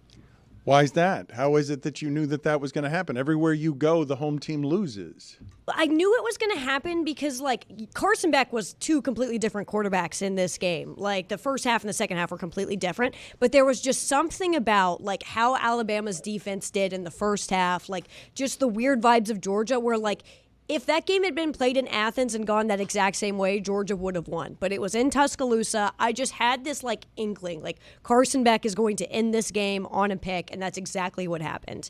It was so awesome. I left that game being like, is Georgia better? I don't know. I kind of think so. It was just like, and I was talking to Tony about it this morning. I think the craziest thing is we watched that game. It kicked ass. It was so cool. Those still might not be the two best teams in the SEC. Right. Like, it could be Tennessee or Texas that's better. And this, Stugotz, the whole time I thought about you, this proves that the playoff is not going to kill college football. It has never been more alive, and it has never been more well. Well, that game was such a special game and such a great game, and I understand what you're saying, but in years past, usually Georgia would have a very difficult time coming back from that loss. Now they're a lock to make the playoffs. That's all I'm saying. It takes a little bit of the sting away from the regular season game. I'm serious. It does. Like, both teams are going to make the playoffs. They deserve to make the playoffs. And I'm with Lucy. I'm not certain the Georgia team that we saw in the second half, is not the best team in the country. I believe that if that game had gone into overtime, Georgia would have won. Like, there's not one question in my mind, and the Alabama defense just came up big at the end of the game. But, like, being in Tuscaloosa the day of, which is an awesome place to be, a crazy tailgating scene, like, there was nothing that I was like, wow, the excitement is lessened. Like, it doesn't matter that both Georgia and Alabama have a very, very good shot at making the playoff. Like, everybody really wanted to win. I don't think it even softens the blow a little bit, because if you're Georgia, you can't seem to beat Alabama during the regular season. It's worked out for you one time for Kirby Smart in the last 5-6 years. So they wanted to win really, really bad. I don't think they give a right now whether they're a lock for the playoff, because they still have Texas on their schedule and they still have Tennessee on their schedule. Lucy, I don't believe that your coverage can be, I had an inkling that was going to happen and wasn't surprised at all when it did happen. I'm reporting that I knew it was going to happen. I texted my friends, tweeted out a screenshot. There you I go. said, Carson Beck is going to end this game on an interception. Boom. I didn't tweet it because I cared more about telling my friends about it. We have a great college football group chat. Then I tweeted it out, proved to everybody I was right. But then also you're reporting that not a doubt in my mind that Georgia would have won in overtime, which That's how you do it. I don't believe that you can do that. Makes all the sense. I absolutely believe I can. Yeah. But I didn't say I thought the game was going to go to overtime. I said if it did, Right. then Georgia If it would have did. won. No, you said not a doubt in your mind that Georgia would have won in overtime. I and said think, if it went to if it overtime. went there, You're right. leaving If out the She if. knew it wasn't. It's a hypothetical. Right, but you'd have to have a doubt in your mind because there are two No. teams playing and the other No. one can win. Because she didn't say when it goes to overtime. She said if. I said Correct. if. Yeah. She What texted did her you friends. What did you take at Pearl Jam? Why are you so out of it? You need to listen. I don't know how you watch that game and are like, yeah, the college football playoff got it wrong. Because in any other college football season, if this were not an expanded college football playoff and just not expanded conferences like we got this year with these mega conferences, that's probably the biggest game of the college football season by a wide margin. And now it's not even the biggest Alabama football game of the next couple of weeks. It's not the biggest Georgia game of the next couple of weeks. The college football slate, week in and week out. I will say this weekend, it's weak. There's a reason why game day is going to Berkeley. But the next 2 weeks, you're right. It's a drug. It's heroin. These matchups, count me, I guess, as an outlier opinion. But I think more good games between big-time programs routinely is a good thing. I think if we're at home and we get to see a banger of a game by gigantic programs, I think that's a good thing and that we see more of. I like it. So I don't see where the argument that this whole expansion thing is bad for the sport, because the sport has never been hotter. Obviously, if you're playing in the SEC and you're one of those top 5 teams, any Saturday, any one of those can beat another one. But don't you guys feel like what has pretty clearly happened here over the last couple of years is that Oklahoma has been left behind by Texas, that Texas is somebody that you look at and maybe they lose, maybe they can lose to one of these, Tennessee looks exceptional and obviously anyone can lose to Alabama and Georgia, but don't you think Texas has separated itself as something that belongs in the SEC where Oklahoma is a second-tier team or program in the SEC? Yes, sort of. Oklahoma is pretty bad this year. Their offense is genuinely horrific. But I think the thing that we forget is when Texas and Oklahoma play, there are no rules. It doesn't matter who's good. That game is weird, and Oklahoma will always be able to compete with Texas just because there is something weird in the air at Red River. I don't think that's good analysis either. Everyone agreed here with me. No, you're right about strange game. Dan. You're right about those two teams always play games that are close, but something strange in the air as analysis is not concrete analysis. You've never been to the game. I have, and I'm telling you, there's something strange in the air. Mm-hmm. Like what? A pollutant? I think it's all the funnel cake fumes from the State Fair. Is your video ready? Can we go to your video from the Alabama-Georgia game? Are you claiming that this is the best atmosphere you have been in this year? Best tailgating atmosphere I've been to this year. Wow. All right, let me see this video. Next question, please. Okay. Tighten up. Let's go. All right. Yeah. Dan, Stu, all the listeners of the show, got one thing to say to you. The Lucy curse is over. It's broken. We're back. Roll Tide or go Dogs? Oh, no! Roll Tide, get out of here! Roll Tide. Roll Tide! Roll Tide. I don't give a piss about nothing but the Tide, baby. Go Dogs! Go Dogs! Are you nervous about playing Georgia today? No. We kick the shit out of dogs. What are you talking about? Why would we be scared of the dogs? Never been scared of a dog. The Chihuahuas? No. Scared of a dog? What? What are you talking about? Ain't nothing about a dog. I don't know what a dog is today. I am a dog. Roll Tide. But I ain't no Georgia dog. Dog. So this is the punishment board. And this is based off of the bucket of death. If you lose, you got to pay the glizzy straw punishment. That's what I got today. So all my beers have to be drinking out of this today. Does winning ever get old? No. Winning? No. Oh, it never gets old. You always want to win in life, in football games, in basketball games, in gymnastics, in rowing, in track, in life. And how does it feel to have the last 10 years of actually having a quarterback? I mean, I love it. It's nice having a dude that can throw. It's really, really nice. God, I've seen what you've done for others, and I want that for me. You see what I'm wearing? Go Dogs. My friend goes here. He's making me wear this. Go Dogs. Go Dogs! Roll Tide, you're wearing a Bama jersey. How much do you miss Nick Saban? Don't miss Nick at all. I love Nick. What? Do not miss Nick at all. I'm proud of Nick, love Nick. I'm glad he's where he's at. He's in retirement. It's an awesome feeling. This trip to T-Town was presented by Powerade. It takes more. Blitz, Bama, Blitz! Are you here? No, look, I got my hat on, I got my buttons. What do you mean? She's a liar. Who do you think my favorite team is? JMU. It's not James Madison. I don't know what about me says James Madison University, but all right, well. I ain't gonna lie, like, Alabama, Roll Tide and all that bullshit, but like, I love Alabama. Like, this is fun. It's fun. You can't be Athens. It's not Athens. Be Athens, baby. This is my first Alabama tailgating experience. I think my big takeaway is that fashion is crazy. How do you feel about Alabama tailgate fashion? It's crazy, bro. I mean, they go all out. I mean, this is everyone prepares for this. This is everything. Yeah, we're the two most underdressed people here right now. How do you feel about Georgia fans barking all the time? It's gross. They sound like poodles. It's weird. Poodles. It's kind of weird. Poodles. They're poodles. Is there anything else you want to say to the show? I feel like until Greg Cody dies, Tuesday should be all him. He should be just Greg Cody for Tuesdays.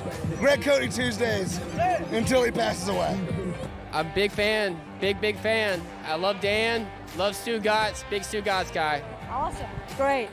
He is really a fan. He didn't just name Dan and Stugotz because they're both in the name of the show. I love Billy. There we go. Have you ever heard of the Dan Le Batard Show? Do what?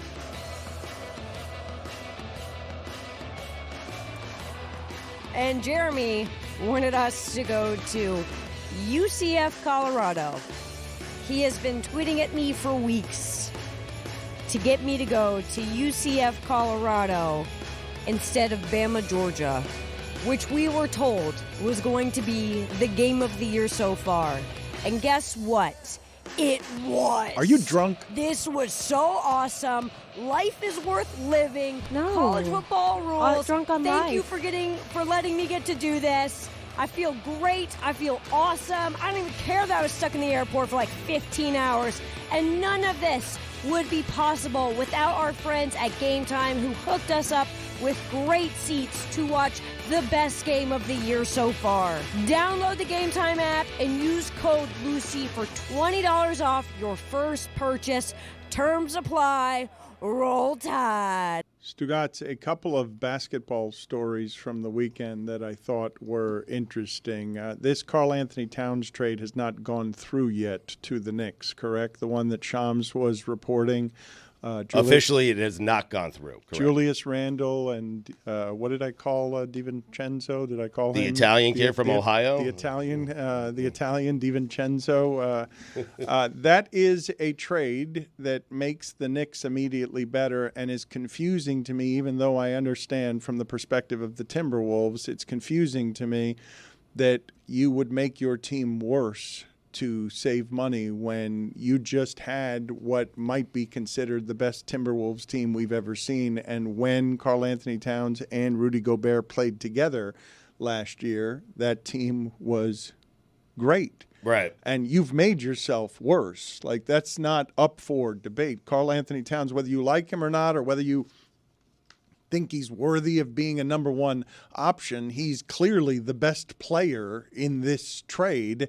And the Knicks get better by acquiring him, and the Timberwolves make worse by being cheap and trying to stay under the luxury tax. Perhaps the best T-Wolves team I have ever seen. Right. It's interesting because Knick fans, while getting the better player, while improving the team and the roster, they fell in love with last year's team. And so there are some Knick fans who are upset that Dante DiVincenzo, who's from Delaware, by the way, he's not from Italy, he's not from Ohio, he's just from Delaware. I have found the reaction to this to be very, very funny because New York falls in love with guys who overachieve. And that's what the Knick team did last year. And Knick fans are upset that they broke up that team. They wanted to see him run it back with a healthy Julius Randle, which is absurd to me. Because the Knicks, they got a superstar. They got a former number one pick in the NBA draft who averages like 25. He's a double-double with a couple of blocks and hits threes. I don't think he's a superstar. I don't think it's a major upgrade for the Knicks, though. I'm splitting hairs with you. I don't know that he's a superstar as a star, but he is the best. He will be now. He's the best player in this trade, and I'm just confused if you're the Timberwolves why you would do that to your fan base that overtly, being cheap when you have finally put together something that is special. The Timberwolves in their entire existence have only had a run with Kevin Garnett teams. Those are the best they've ever had, and it was a long time ago. And so to watch, I was bothered on behalf of Minnesota fans that they would make that trade that way and that they would get so little for him. The contract is onerous. I guess that is why they got so little for him, but that seems like very little to get for someone who I don't think is a superstar or a star, but he is an all-star. He's like, I don't think we haven't seen him be a number one, but he's not a number one, but he doesn't have to be a number one in New York because Jalen Brunson is the number one. I mean, I don't know either, Dan. I was pleasantly surprised. I had no expectation of getting Karl Anthony Towns. I'm happy that we did. I think the Knicks are a good deal better with him and Bridges. Like, I know you can fall in love with the Josh Harts of the world and the Hartensteins. Like, that happens a lot to fan bases. You fall in love with the lovable little guys, but I mean, Bridges and Karl Anthony Towns are a major talent upgrade over what it is that they were putting out there last year. That was an overachieving basketball team last year that had hit its ceiling. They were not going to beat the Celtics that way. No, they weren't. But you could say maybe the Timberwolves hit their ceiling with that team. They went to the Western Conference Finals last year. But make it better. But get better around those two guys. It's hard to get a 1 and a 2 that are that strong that can win you 60 games in a basketball season. Like, it's the Timberwolves. The Timberwolves, weren't they the 1 seed last year?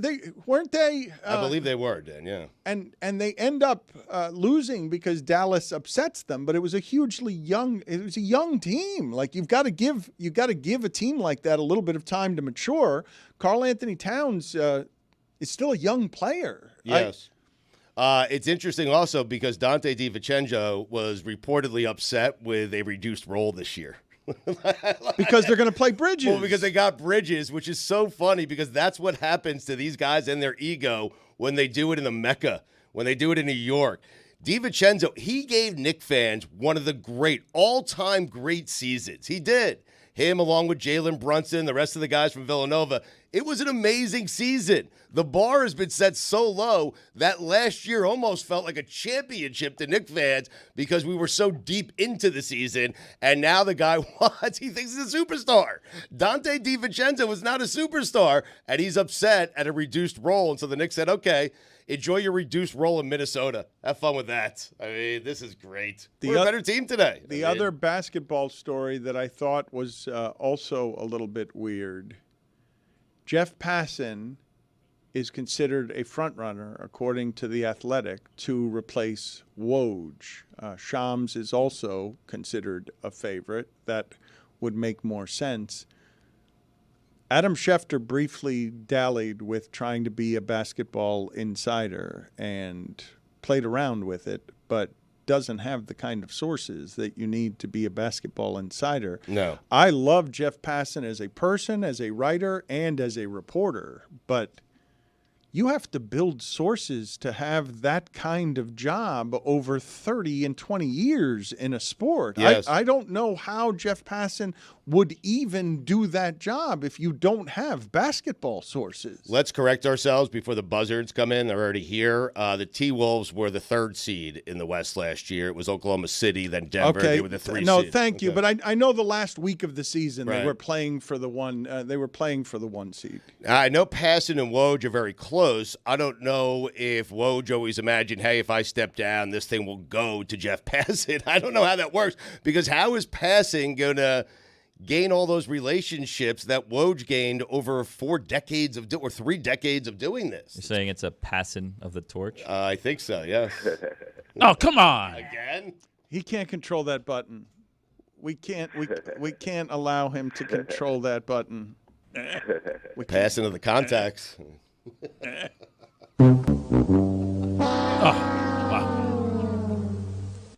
We have a bunch of folks today who are out at Heat Media Day. I suppose at some point here, somebody is going to bring us back some information about what kind of Halloween costume Jimmy Butler decided to wear to Heat Media Day, so that all of the pictures all season long used by all telecasts involving Jimmy Butler have him in some ridiculous outfit. We will get reports over the course of the week about what Jessica and Tony and Chris Cody found out at Heat Media Day. Amin is out there as well. Billy, were you jealous that you got left behind here and put in charge of today's chaos instead, that involved a couple of 80-year-old Mets from the 1962 team? No, that was delightful. I didn't tell Stugotz. I offered for me and Stugotz to go cover this, but God bless basketball? yeah, Why not? God bless hoops. Who knows? Yeah. Talk to Bam. Talk to what's his name, Jaime, whatever. I feel like we were the guys for the job. We went in another direction, though. I mean, whatever. Yeah, whatever that guy's name is. Yeah, I mean, once they got rid of Cole Swider, honestly, punted on the season, if you ask me. Swider, whoop! All right. But what am I going to do? Thank you for all your contributions. We're going to get to Stugotz's weekend observations here in a second. I do want to pause, Stugotz, because the news just came in, and I don't know how you experienced this, but to me it felt like a punch in the stomach to learn that Dikembe Mutombo, a really effervescent personality who was a bit of a pioneer, really, out of Georgetown, just sort of this pipeline in Georgetown of big guys that went Ewing, Mourning, and Mutombo, and then Mutombo gets to the NBA, and he's more colorful than either one of the other two, brooding giants who came out of Georgetown. Had the offensive game he wasn't the player on offense that Mourning and Ewing were. No. But as a personality, he was so much fun. To hear that he has died at the age of 58 of brain cancer, 3 years older than me, when I really do associate Mutombo, Stugotz, with life, with living large, with being somebody who was not just an ambassador on behalf of helping the game become more international, but with a single finger, he had more personality than so many players in that sport when he would block shots and he would tell you, no, no, no. And anyone who knows what Mutombo was off the court knows how giving and fun he was. To have that big of a life extinguished so young, landed wrong, felt wrong, and just seemed to me uncommonly heavy for someone I've only talked to a handful of times, but had a personality that sort of jumped off of your television screen, had learned our language, okay? So he was always doing all of his interviews in his second language, doing it through a Did them well, by the way. Yes, excellently, right. through a heavy accent, and allowed us to, guys, when you say did them well, just so that you understand how difficult, the degree of difficulty was on how it is that Mutombo achieved stardom as a defensive player and as a life force. Think of how you have trouble connecting with even someone like Jokic or Doncic when they're trying to introduce you to who they are in a second language. It can become difficult to feel like you know those players, that you feel like you're rooting beyond the basketball for someone whose personality is something that you like to be around. It's usually uncomfortable because, as you pointed out, they're doing it in their second language. Mutombo started off that way. It wasn't uncomfortable because he was so full of life. I honestly had no idea that he was sick, Dan, but you're right. We lost a great player on the court. We lost a great person off the court. He did a lot for a lot of people in need off the court. He was fantastic. And forgive me because we're just getting the news now, okay? So I don't know that I can properly eulogize him. I'm only doing the eulogy in a way that is fresh because the feeling is fresh. So, Roy, if you can look up for me just some of the big charitable work that he did, because he I don't think it's a stretch. I know we tend to overinflate people sometime in eulogies, but I don't think it's a stretch to say that he was a pioneer in terms of bridging the gulf between here and international basketball while meeting us where we were in his, I don't even think it was his second language, actually. If I had to guess, my guess would be, as educated as he was, that English wasn't even his second language. It might have been his third. But he did big work that I don't have the details on because the news is just coming in now. So we will more properly eulogize him because I'm just talking fresh off of the feeling of just, I don't even know how to explain this because it doesn't happen to me very often, Stugotz, with celebrity, where I feel like I'm punched in the gut because I feel like I know someone a little bit better than I actually do just because of how big his personality was, not because of any kind of interaction that I was personally having with him a great deal. You just felt like you got to know him throughout the course of time because he was warm, because that's the way he kind of presented himself. Roy will get us the charity work, but it is vast. It is a lot. He has won many, many awards. I mean, he was an for ambassador. all the charitable work that he did. And yes. I'm not familiar with the details, but that is a good word to use because I do associate him with a warmth that I don't mean this. I really don't mean this as any kind of disparagement of Mourning or Ewing, but this was very much of a pipeline for what was coming out of Georgetown. What came out of Georgetown with John Thompson. It wasn't just the coach, John Thompson, who was viewed as a giant who wasn't seen as warm. It was Iverson. It was Mourning. It was Ewing. These were not, the warmth is not what was being given off there. And Mutombo learned under those. Toughness was. Yeah, yes, yeah, right. for sure. Yes. Menace. And people, it wasn't, Georgetown wasn't a cuddly program. And look, there's some racial undertones on all of this, and those were men whose defiance was sort of earned by how it is that America treated them. But Mutombo didn't seem to have any of that coming from the same place and the same Georgetown family. Didn't seem to be anything much other than warm in a way that people could feel. Some of his charity work includes his own foundation, the Dikembe Mutombo Foundation, which he started in 1997, and it was to help improve the quality of life in the Congo and to give them education and better health. He named a hospital after his mom, Biamba Marie Mutombo, a 170-bed hospital. He opened the Samuel Mutombo Institute for Science and Entrepreneurship. He has a Mutombo Coffee Company, which aimed to close the gender gap in African coffee production. and he's a part of many boards for the Centers of Disease Control Foundation, Special Olympics International, United States Fund for UNICEF. So yeah, he's been pretty big in the charitable aspect of his life. As was mourning, by the way. Yes. This is something that was important to all of them at Georgetown to help some people who were disadvantaged. Again, we will regroup and try to talk about this with a little more detail because the news is just coming in now, and I can't really explain to you beyond what it is that I've already explained why it is that this has landed on me this way.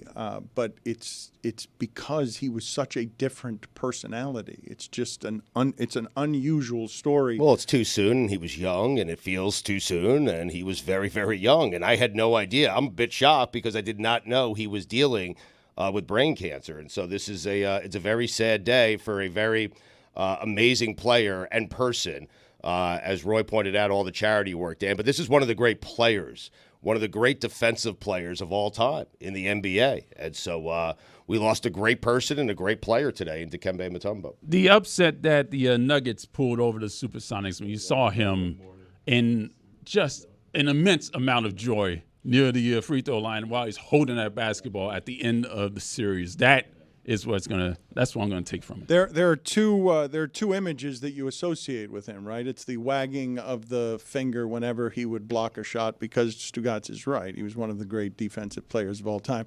But the joy in that moment when he's on the floor and it's a great upset and he is holding the ball and you just see on his face just a sheer delight that you associate with how big his personality is. I honor him every single day, Dan, with the finger wag. When someone tries to cut in front of me on I-95, they try to get into that lane, there's not enough room, and I speed up, I don't let them in, I wag my finger at them like Mutombo just blocked a shot. I do it every single... I'm going to do it today. In fact, everyone do it when they're driving around South Florida today to honor the great Dikembe Mutombo. Why do you feel the need to lie every second of your life? That's what I do. I've told you that for 15 years. Lying is what I do. I also, I don't know Dikembe personally. I feel like maybe he wouldn't be as aggressive a driver, and he wouldn't be wagging his finger at people. He just let them in. So you're not actually honoring him because you're not behaving as he would be behaving. Well, it's my way of blocking someone. I can't do what Mutombo did on a court, and so what I can do is block you from getting in my lane. Mm-hmm. And when I do, I wag the finger. And you think he'd like this? Yeah, you're honoring him. I think in a way that's not fitting to him. Probably. It's a little too soon for that kind of lightheartedness around what it is that we're talking about.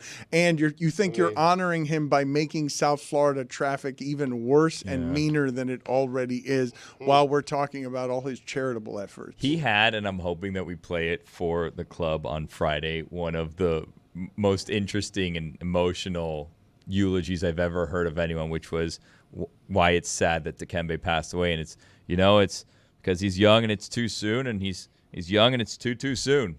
I mean, listen, I'm trying to fill here. It feels like trying to fill. Dan was going back to me. There's only so much I could say about a guy I've never met in my entire life, other than he's a great person on and off the court. You cannot pin this on me, man. You cannot. I mean, I tried to just listen. You cut someone off today, you wag a finger. I can't pin it on you. Of course, we can pin it on you. Just a moment. Am I to believe you don't actually honor Dikembe every day when you block people out and you do the finger wag? You're just saying that? I'm trying to or is that just filling also? I'm trying to fill during it went on like eulogy. a couple of minutes. You came back to me a third time, and I ran out of things to say. I'm sorry. I mean, I feel terrible for him. Unbelievable. I feel terrible for the entire family. The verbiage there. You're trying to fill while we're honoring. It's just I don't understand. Wrong. Yeah. Do you miss him or not? I mean, of course I miss him. As much as Dan? Well, I don't want to talk about Dan, this anymore. Listen, you guys have ruined this. It appears no one misses him more than Dan. You guys stop, all right? Just stop. You know what? Get out of here. I can't believe I'm doing this during a eulogy. Eulogizing? No, I don't know. I don't know what penalty to give you here. I'm gonna being an asshole. Oh. Major penalty on the ice. 5 minutes for spreading propaganda. Spreading propaganda. Good morning. Said he's on the streets in South Florida. Too young, too soon. Remembering, useless, just fundamentally useless. That we're talking about somebody legitimately emotionally, and you blurt, "I'm trying to fill here, Dan." Just get out. Just get out. Quit lingering around here like a bad smell in a bathroom, and just get out. Thank you. Like just wandering around in circles.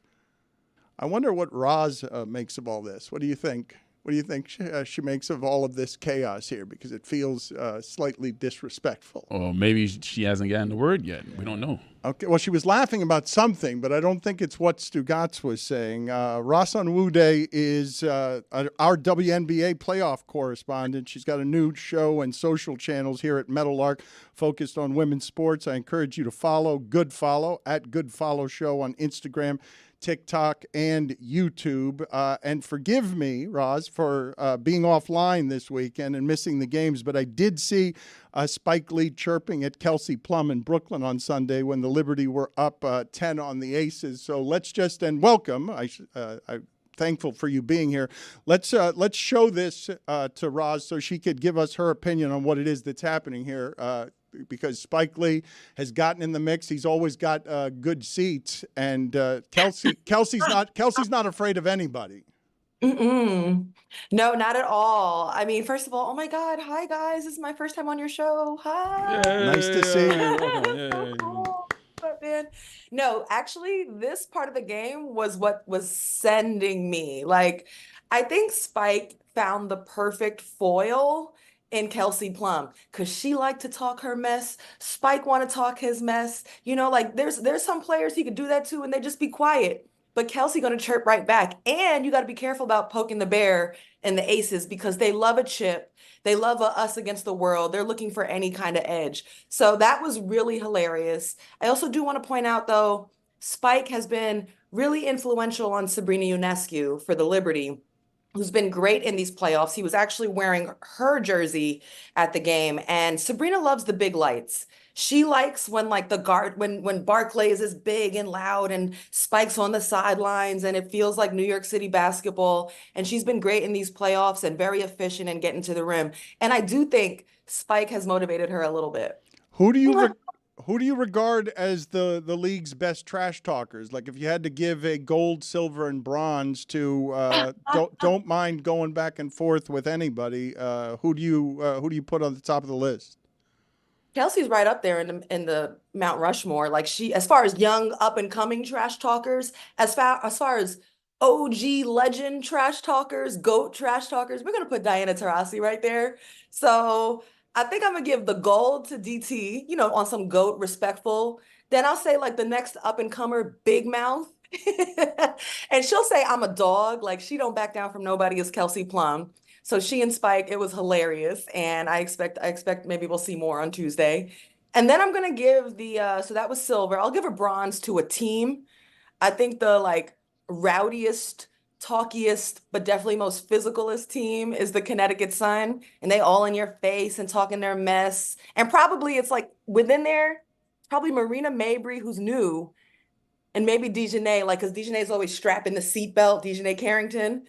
So like that whole team is a little bit they love to get messy. What did you think of the ending for Taurasi, and do you think it is the ending as everyone seems to think, or is she going to say, no, I scored 21 points in the first game, I might have some more in me? I mean, she could squeeze something out. You know, I wish Diana Taurasi is my GOAT personally. That's my greatest player of all time. And do I think that she's like this past season allowed her to go out so triumphantly and like wildly celebrated? There was a lot of storylines to pay attention to in this WNBA season. So it was hard. And, you know, there's a lot of new fans and attention on the WNBA. So there's a lot of people who don't remember DT at her peak washing girls. Like she would wash all these girls in her peak. How she made you feel. She was Kobe-like with her killer instinct. So the game will miss her. She's transcended, you know, eras of basketball. I mean, her wife spoke. I mean, you know, I would imagine, I don't know, man. I have no idea what DT is going to do. Really? What just happened? What just happened? It sounded like you were going to have an opinion and then you backed off an opinion, because it seems like I thought the standing ovation was, okay, that's the end. It's got to be the end. She's in her early 40s. Doesn't it stand to reason that that would be the end? She's one of those players that don't care what none of us think about her, though. It's like she's not doing it for our closure. Like if Diana goes this summer or this off season, it's the summer now, this off season and thinks, I'm not ready to just step away from this. I can still average 15 points per game. There's girls on my team that I'm way better than. She's going to come back. She's not going to care that it might be annoying, that people might think it's your time to go, make room for other people. She don't care. And that's what's really made her great. The fact that she don't care. The first round wasn't as interesting as I think people would have liked, right? Not as dramatic. You got the 4 winners you thought you were going to get. I thought so. Yeah, I actually, on the Good Follow show, our host for the day, Logan, was asking Charlotte and I to make predictions on the playoffs in the first round and the whole playoffs. And I was like, well, mine is boring. I had all the upper seeds advancing. So, yeah. Can you tell us about the essay that you did on Napheesa Collier? Sure. Yeah, Napheesa Collier has always been a very nice player in the WNBA, and has taken the steps accordingly. She came into an organization and franchise in the Minnesota Lynx that, had Maya Moore and Sylvia Fowles and Simone Augustus and Waylon, and had won 4 championships every other year. And she came in as that was closing out. Imagine a new star, coming to join the Spurs, for instance, after all the years of domination, and you're trying to keep it going. And so Sylvia Fowles was still there, but legacy players are waning out. And then a rebuild was on the way, and then a pandemic hit. And so within all of that disruption and changes and turnover, Napheesa was always a nice player. She won Rookie of the Year, she made an All-Star.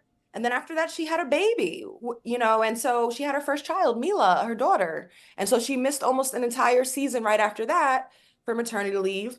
She came back right at the end for 3 or 4 games to see Sylvia Fowles out. So now I feel like it was a gradual growth for her. It wasn't come in and straight up domination. It wasn't come to an organization and you are it. But then Sylvia Fowles retired, which many of us will remember. Sylvia Fowles, Sue Bird, that big goodbye ceremony for those two over that season. And so now the team is hers. She's got a full season now back since maternity leave. And so she started to really take ownership of the team as their star player. And now this season, she came in second in MVP voting. She just won the Defensive Player of the Year. She's been in the first round, she was averaging 40 points per game.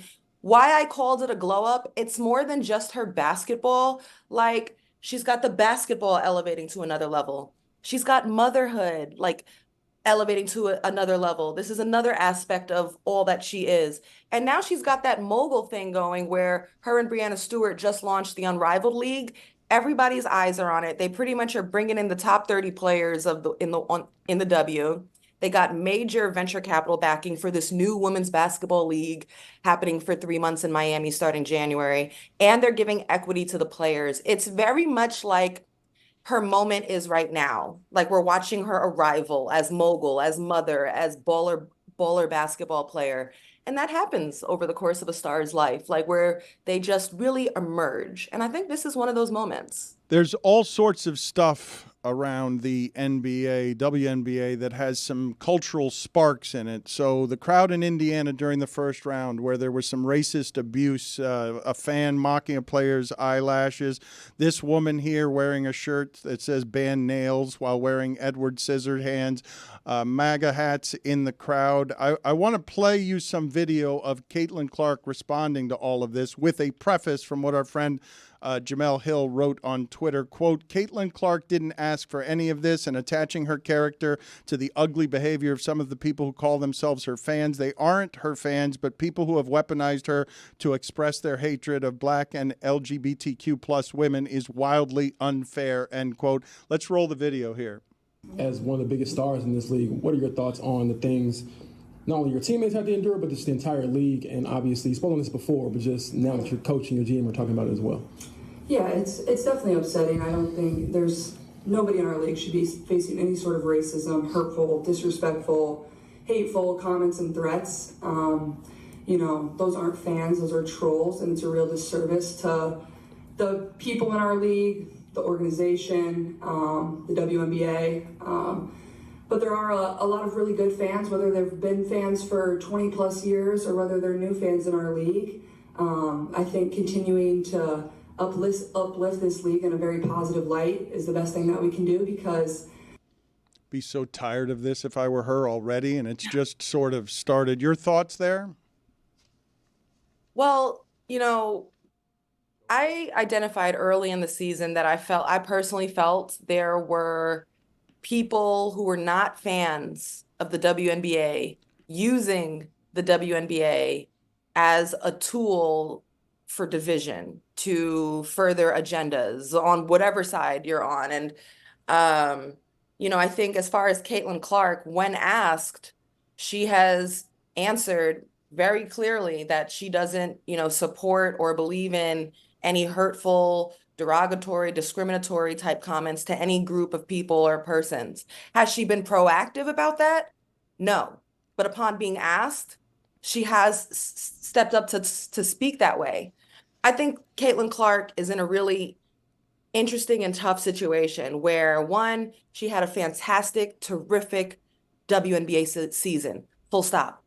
Like, forget even rookie season. Like, she had one of the great seasons of any player, period. And then, of course, probably, one of the top rookie seasons we've seen. I think she's going to be one of the best or a very elite players in this W. She's absolutely that girl. And she's lived up to the expectations. In some ways, she exceeded it. Do I expect, and think about the turnaround. Like, she's had such a quick turnaround from college basketball right into WNBA basketball. It's been explosive. Her light, her attention. Do I expect a 22-year-old to have all of the right words and answers and strategies for racial tensions in America? I don't, and I'm not sure that that's necessarily fair. And I think more what I'll be paying attention to is this off season, where she has proper time to reflect on everything that's just happened to her. So much is happening to Caitlin. Like, she's trying to learn the plays. She's trying to play basketball. Things are happening at her. And so I think she needs some time to just digest her college season, her WNBA season, do some time reflecting, perhaps educating, perhaps working with people to devise a strategy around perhaps like how, if she wants to participate as a vocal ally for her teammates who are mostly Black and lesbian and, go under attack, if she, wants to step up in that way and set a tone for what's acceptable in her fan base and how to do it, I'll be paying more attention to her in this offseason and after it next year. I think I do believe that Caitlin deserved some grace this season. And I thought when asked, she stepped up and spoke against anything that was hateful. Ros, we really enjoyed the time with you. Follow at Good Follow Show on Instagram, TikTok, and YouTube. Watch the show on the DraftKings Network, 6 p.m. Eastern on Fridays. We will do it again. Thank you for being on with us. Bye, guys. Your makeup looks so good today. Oh, thank you. Thank you. It is time for Stugotz to share his game notes. No one in the media will tell you what happened better than my boy Stu. Weekend observations. Wrong sound. Big thumb. Brought to you by Miller Lite. Great taste. Just 96 calories. Available for delivery. Is that Billy making a mistake, or is that Billy purposely trying to be Billy? It's hard to tell, right? It is. Yeah, I think I got that as Billy. I think you know. It is time now for a weekly update on our favorite Dan, last year, he came off the bench and led his team on an epic run to the playoffs. He left that team and signed with a new team. And yesterday, when that team needed him, he was there, standing still and looking as good as ever. He strolled into the game, went 16 of 26 for 168 yards, 2 touchdowns, no interceptions, and beat Mike Tomlin. Why? Because that's what champions do. And Dan, just like that, make no mistake about it, Joe Flacco is back. I saw that. It's amazing. It really is. Tell me Cleveland wouldn't be better off if he was still quarterbacking that. Watson didn't want him there. Yeah. So they pushed him out. Yep. Mets-Braves doubleheader combined with a pair of Monday Night Football games. Greatest sports Monday in the history of sports. Oh, stop it. You excited? Baseball starts today. Twin Bill. Who's interested in that Dolphin game? I mean, it's a big game. Ooh, double Twin Bill. Baseball Twin Bill and Monday Night Football Twin Bill. Couple of Twin Bills cutting it up. Twin Bills. Mm-hmm. What do you mean who's interested in the Dolphin game? Twin Bills. What? Huh? I think it's Twins Bill. Or Twins Bills, or is it Twin Bills? I'm glad we don't have Twin Bills around here. I'm glad there's only one. Everybody else in the division lost, and Miami's got a primetime game. When do they ever let you down in this spot? Right. It's a big game, though. I mean, get the 2-2. Pro Bowlers starting. Right back in the mix. Dante DiVincenzo, your best days are behind you. Dan was right. There's something just a little off in Kansas City. They're 4-0. You said it. Just agreeing with you. Julius Randle, congratulations on going back to being Julius Randle. Steve Spagnuolo needs 15 minutes to figure out your offense. Spags. Did you see that yesterday? It was amazing. Chargers scored 10 in the first quarter. Spags figures it out. He dials up a few blitzes, and boom, no points rest of the game. Guy's amazing. We have to get to this Mahomes sequence you guys are alleging that I need to see and need to know about. I still haven't talked about it. We still haven't talked about it, and I don't know what you guys are talking about. Hey, Julius, you know what the M in Minnesota stands for? It stands for man. I was living in New York, and now I'm living in Minnesota. You know what it doesn't stand for? Mecca. Karl Anthony Towns, welcome to the world of being recognized. Virginia Tech lost, and somehow I felt bad for Frank Beamer. Beamer ball.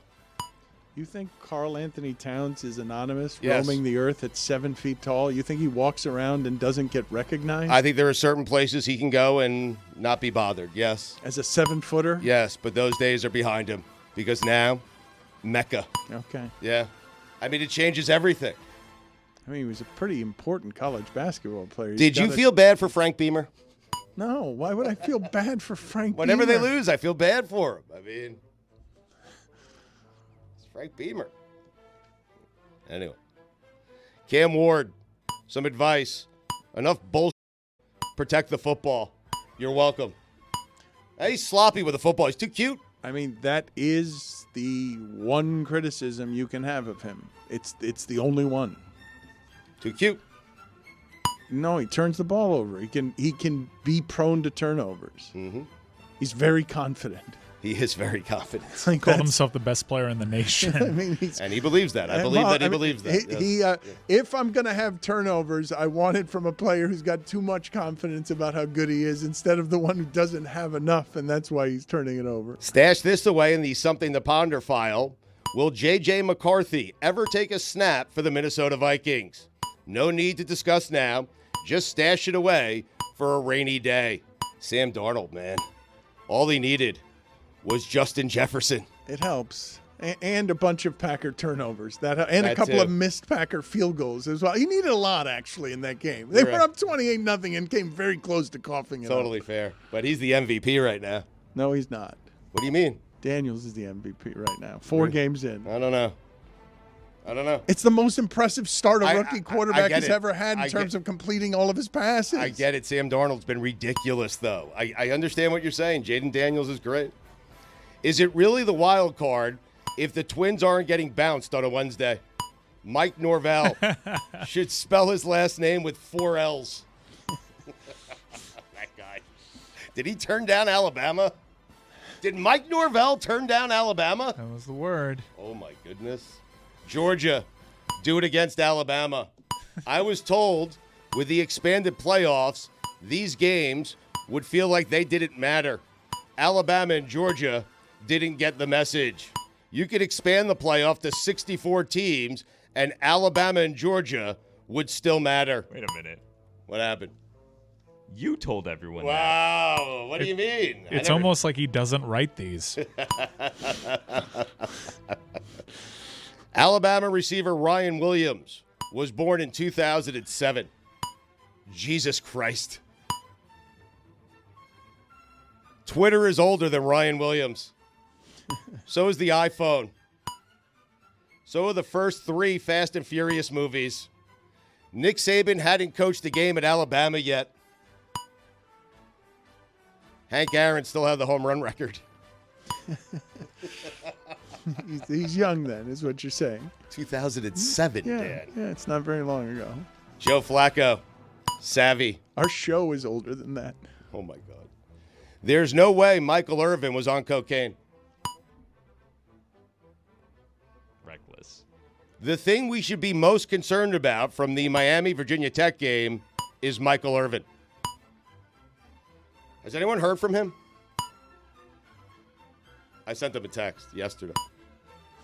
I did. I told him he looks great. He does. And that's what you do to him here? You send him it's text my way constantly? of making sure he's okay. That's You all. just wanted to get him on the show, or you I just trying wanted to a response to make sure how that does Michael's this okay. work with you? text. Anytime that somebody's on television, do you reach out just because famous people fascinate you? Yeah. Yeah. You just want to be close to fame? I want to make sure Michael's okay. He's a playmaker. If you don't want Colorado in the playoffs, you don't like sports. Mike Ryan, you want Colorado in the playoffs? I mean, it's great theater wherever they go. I will say, That's why. Thank you. incredibly impressive. 14.5-point dog to thoroughly dominate UCF there. A bit of a stunner. It made me question everything about UCF's defense to be dragged like that. Oh, I'm very quick to criticize Colorado when I think it's time to. They really impressed the hell out of me. They got tremendous talent. Yeah. Michigan left the back door wide open. And you know what scooted in, Dan? A little golden gopher. What was that, 27-24? Oh, it hurts. It was to put the town on alert play. Put the town on alert. There are 17-year-olds playing with and against 28-year-olds. College football is a mess. Also, never been better. It's amazing. That's what it is. What is happening? We'll find out tonight if the Dolphins can stay in the Huntley.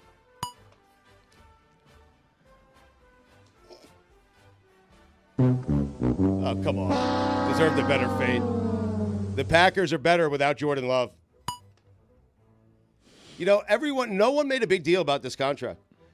I believe he's 9-11 in 20 career starts for the Packers. Again, he has a losing record. Again, you're going to do wins as the quarterback well, stat. I mean, what else do you use? I mean, Just losses? a quick 7.5-minute morning on this bed. We're 3 pages to go. Mm-hmm. Well, no, I canceled out a page here. That's a lot of pages. That's a lot of pages. You know, Stugotz. Taylor Come was on. busy over the weekend. He was traveling, had trouble getting back here. I wrote him out. Then Taylor added a bunch of unfunny ones, and I took them all out. And that's what happened. I mean, being honest, he would tell you the same thing. I don't think he would. Where was it? Oh. I He can't. would say I can't that do his are this. I bad? can't do this for 20 more minutes. I can't. It seems like Doug Peterson is seeing how far he can push it before he gets fired. It's fair. Young Ho Koo has been getting it done for years down there in Atlanta. It's not how you pronounce it. How do you pronounce it? Young Way. It's not what Taylor put. That is not fair. That is what Young Way Koo. That is not fair what you just did to Taylor. That is not Taylor's fault. Well, Atlanta is north of us. I realize that. But when you mention Atlanta, you have to say down there in Atlanta, even if you live south of Atlanta. Put it on the poll, please, at Le Batard Show, Juju, who lives in Atlanta. All right. When you're in Atlanta, do you have to say down there in Atlanta, even if you're south of Atlanta? Dan, you know what the K in Koo stands for? I do not. Clutch. Zach Wilson, revenge game. Carolina, here's an idea. Get Andy Dalton a defense. Jets, the more things change, the more they stay the same. I hate them. Former Jet quarterbacks, headed into tonight's action, are 7-0. 8-0 if you want to include Joe Flacco. I hate them. We lost to a team that had negative passing yards at the half. I hate them. The matchups of one-loss teams is the new matchup of undefeated teams in college football. It is. Make sense? No. Because undefeated teams can lose and still get in. One-loss teams, you lose, season's over. How about that? A battle of one-loss teams. Oh, exciting. Where was it? Lucy, how do you feel about that analysis from Stugotz? I am so tired. Yeah. Okay. I don't even have it in me to fight today. Yep. It's just being in airports, right? It's just 15 hours in airports. Yeah, we had 4 canceled flights this weekend for me. Hey, Jets, the hard count is to draw the other team off sides. Alabama, Georgia, the rare tale of two halves, where the team that won the second half still lost the game. That is rare. I know. Thank you. It is. But Lucy knew she had a hunch, and she I knew. texted my friends. She doesn't care. She texted her friends. The only reason James Franklin didn't lose that game is because Illinois wasn't ranked high enough. Did you just put an S on Illinois? Illinois, the Illini. Hard S. They're not making sure-handed punt returners like Phil McConkey anymore. Put it on the poll, Juju. Are they making sure-handed punt returners like Phil McConkey anymore? What a catch in the end zone. The only undefeated team in the AFC is the Chiefs. Baker, I love you, but make no mistake about it. If he called Tampa tomorrow and said he was coming back and told them to trade you, they would. There's 2 McConkeys? Yeah. Wow. Phil and Ladd. Not related, though. What? I know. Ladd's the one that had the good catch. Ladd, I think there was 2. Ladd with 2 Ds. You weren't talking about Phil, who played in the 80s. Well, you said Phil. Well, I sure-handed punt returner. Did you see all the fumbles yesterday? Punt returners, not sure-handed. Phil McConkey never dropped a punt. He didn't gain a yard, but he never dropped a punt. We have to try and field a punt as a show. I don't think any of us would actually catch the football. That is so hard to do. You're right. It is dropping straight out of the clouds. There's people running at you with a terrible spin. I'm not even talking about the but people. Imagine that. I'm not even talking about the people. I'm talking about simply the punt. A giant punt is what I'm saying that nobody on our show could catch. Army 4-0, Navy 4-0. Go ahead and circle that one if you haven't already. Thank you for your service. I mean, the Army-Navy game is going to be massive this year. It is back. I think Mike said Army's going to make the playoff. I think Mike predicted that. I predicted Memphis, but now you attach college football playoff stakes to Army-Navy, and that is a must attend. Army had over 400 yards of offense against Temple this week. Almost 500. Not your father's Army. Not your father's Army. That's for sure. Also, the 3rd straight game in which they played a team called the Owls. Huh. Really? Really? You know what? It is your great-grandfather's Army because there was a day when Army You're right. when And there was a day when Army would kick your ass in football. Yeah. University of Chicago is next. They're coming back. It was just 100 years ago. That's all. That stat was a hoot. Played FAU, Rice. Wow. I thought you were going to beat me to it with your his laugh? I thought he was going to give himself the Hakeem Nicks laugh again. It is time now for a weekly update. Of course. On Derrick Henry's 87-yard touchdown run, he reached a top speed of 21.29 miles per hour. What the hell? Speaking of hell, Art Briles. Dan, those are the weekend observations. I think that they said that Derrick Henry, that one of the few people to be caught or timed at that speed has been Tyreek Hill. Like there haven't been a lot of people in the league timed at that speed. I'm telling you, it's crazy to see that someone that size running away from the secondary. Not since Arch Manning. It doesn't make any sense. He was pulling away from DeMar Hamlin, who had a rough game last night, but honestly is probably more worthy of the Comeback Player of the Year award this year than he was last year, which he didn't win.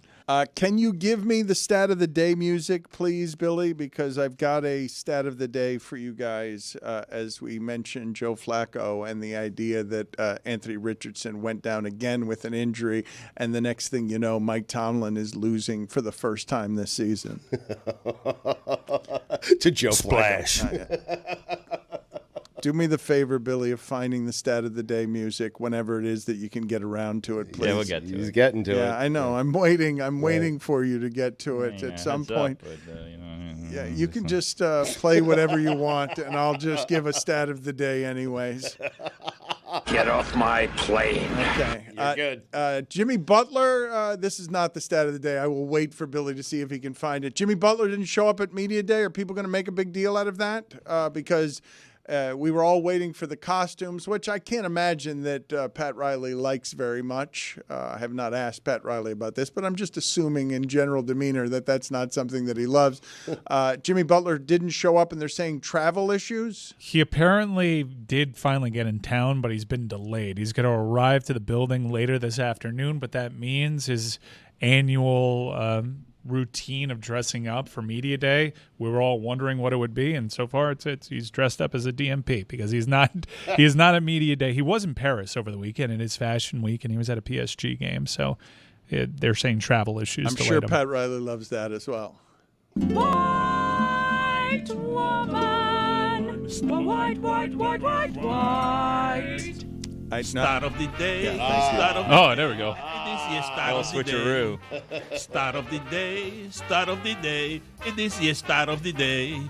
Start of the day. Start of the day. It is the start of the day.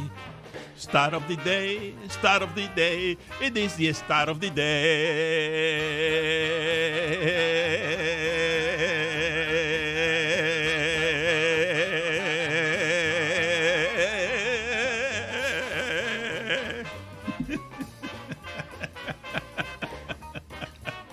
From @Velotis on Blue Sky, losses this season in football combined, Stugotz, Justin Fields, Geno Smith, Baker Mayfield, and Sam Darnold have combined to lose 2 games. Deshaun Watson has lost 3. The Cleveland Browns have an enormous problem. Their defense was championship worthy last year, and their only giant problem is that they have a quarterback who is taking up a ton of their salary cap, has an enormous amount of guaranteed money, and they're not going to be any good at offense. And I'm telling you, Stugotz, we have not seen in this sport a lot of things that look like this. He can't play anymore. Like, it's crazy. We can go ahead and call it. We've got enough of a sample. We don't have to wait around thinking that he's going to figure something out. He may figure it out, but he's not going to figure it out with that team. Like, I don't know what they do. You can't get out from under that contract. There's not much you can do. I mean, this is a guy who, 3 years ago was considered one of the 5 best quarterbacks in the NFL and the guy you probably wanted to build a franchise around, and now he can't figure out how to play football. It is crazy. The offense has been bad for over a year now. But only when he plays. It's not. Dan, they had Flacco last year. They were fine. They obviously they missed Chubb. Like, it's an important piece, but they're not going to recover from this. Offensively, they feel to me like the Patriots. Like, they're not going to – they may win games here and there, but it's not something that can be overcome giving this much guaranteed money to a quarterback who stinks. A lot has been made about officiating. We'll say there was like an 80-yard touchdown to Amari Cooper that got pulled off the board. That was a terrible call that went against Cleveland there. But I'm really fascinated – because as soon as the Cooper thing didn't go their way, you knew that the legion of people that, for whatever reason, feel compelled to go on a public social media app and just cape up for Deshaun Watson. Like, say what you will. Yeah, the offensive line has been bad. Is he a contributing factor there? Is he making the offensive line look worse? Some have said. The fact is the results haven't been there. But one thing I can never understand for the life of me, why do you feel the need to defend this at every turn? There have been plenty of other quarterbacks in Cleveland that would love the same amount of excuses being made. I just don't understand the mental makeup of someone that says, no, you guys are wrong. Here's why Deshaun Watson is good, and let me explain the ways. Guys, he hasn't been good. If you spent every single one of your football Mondays defending ways as to why he's been good, as you mentioned, it's been years.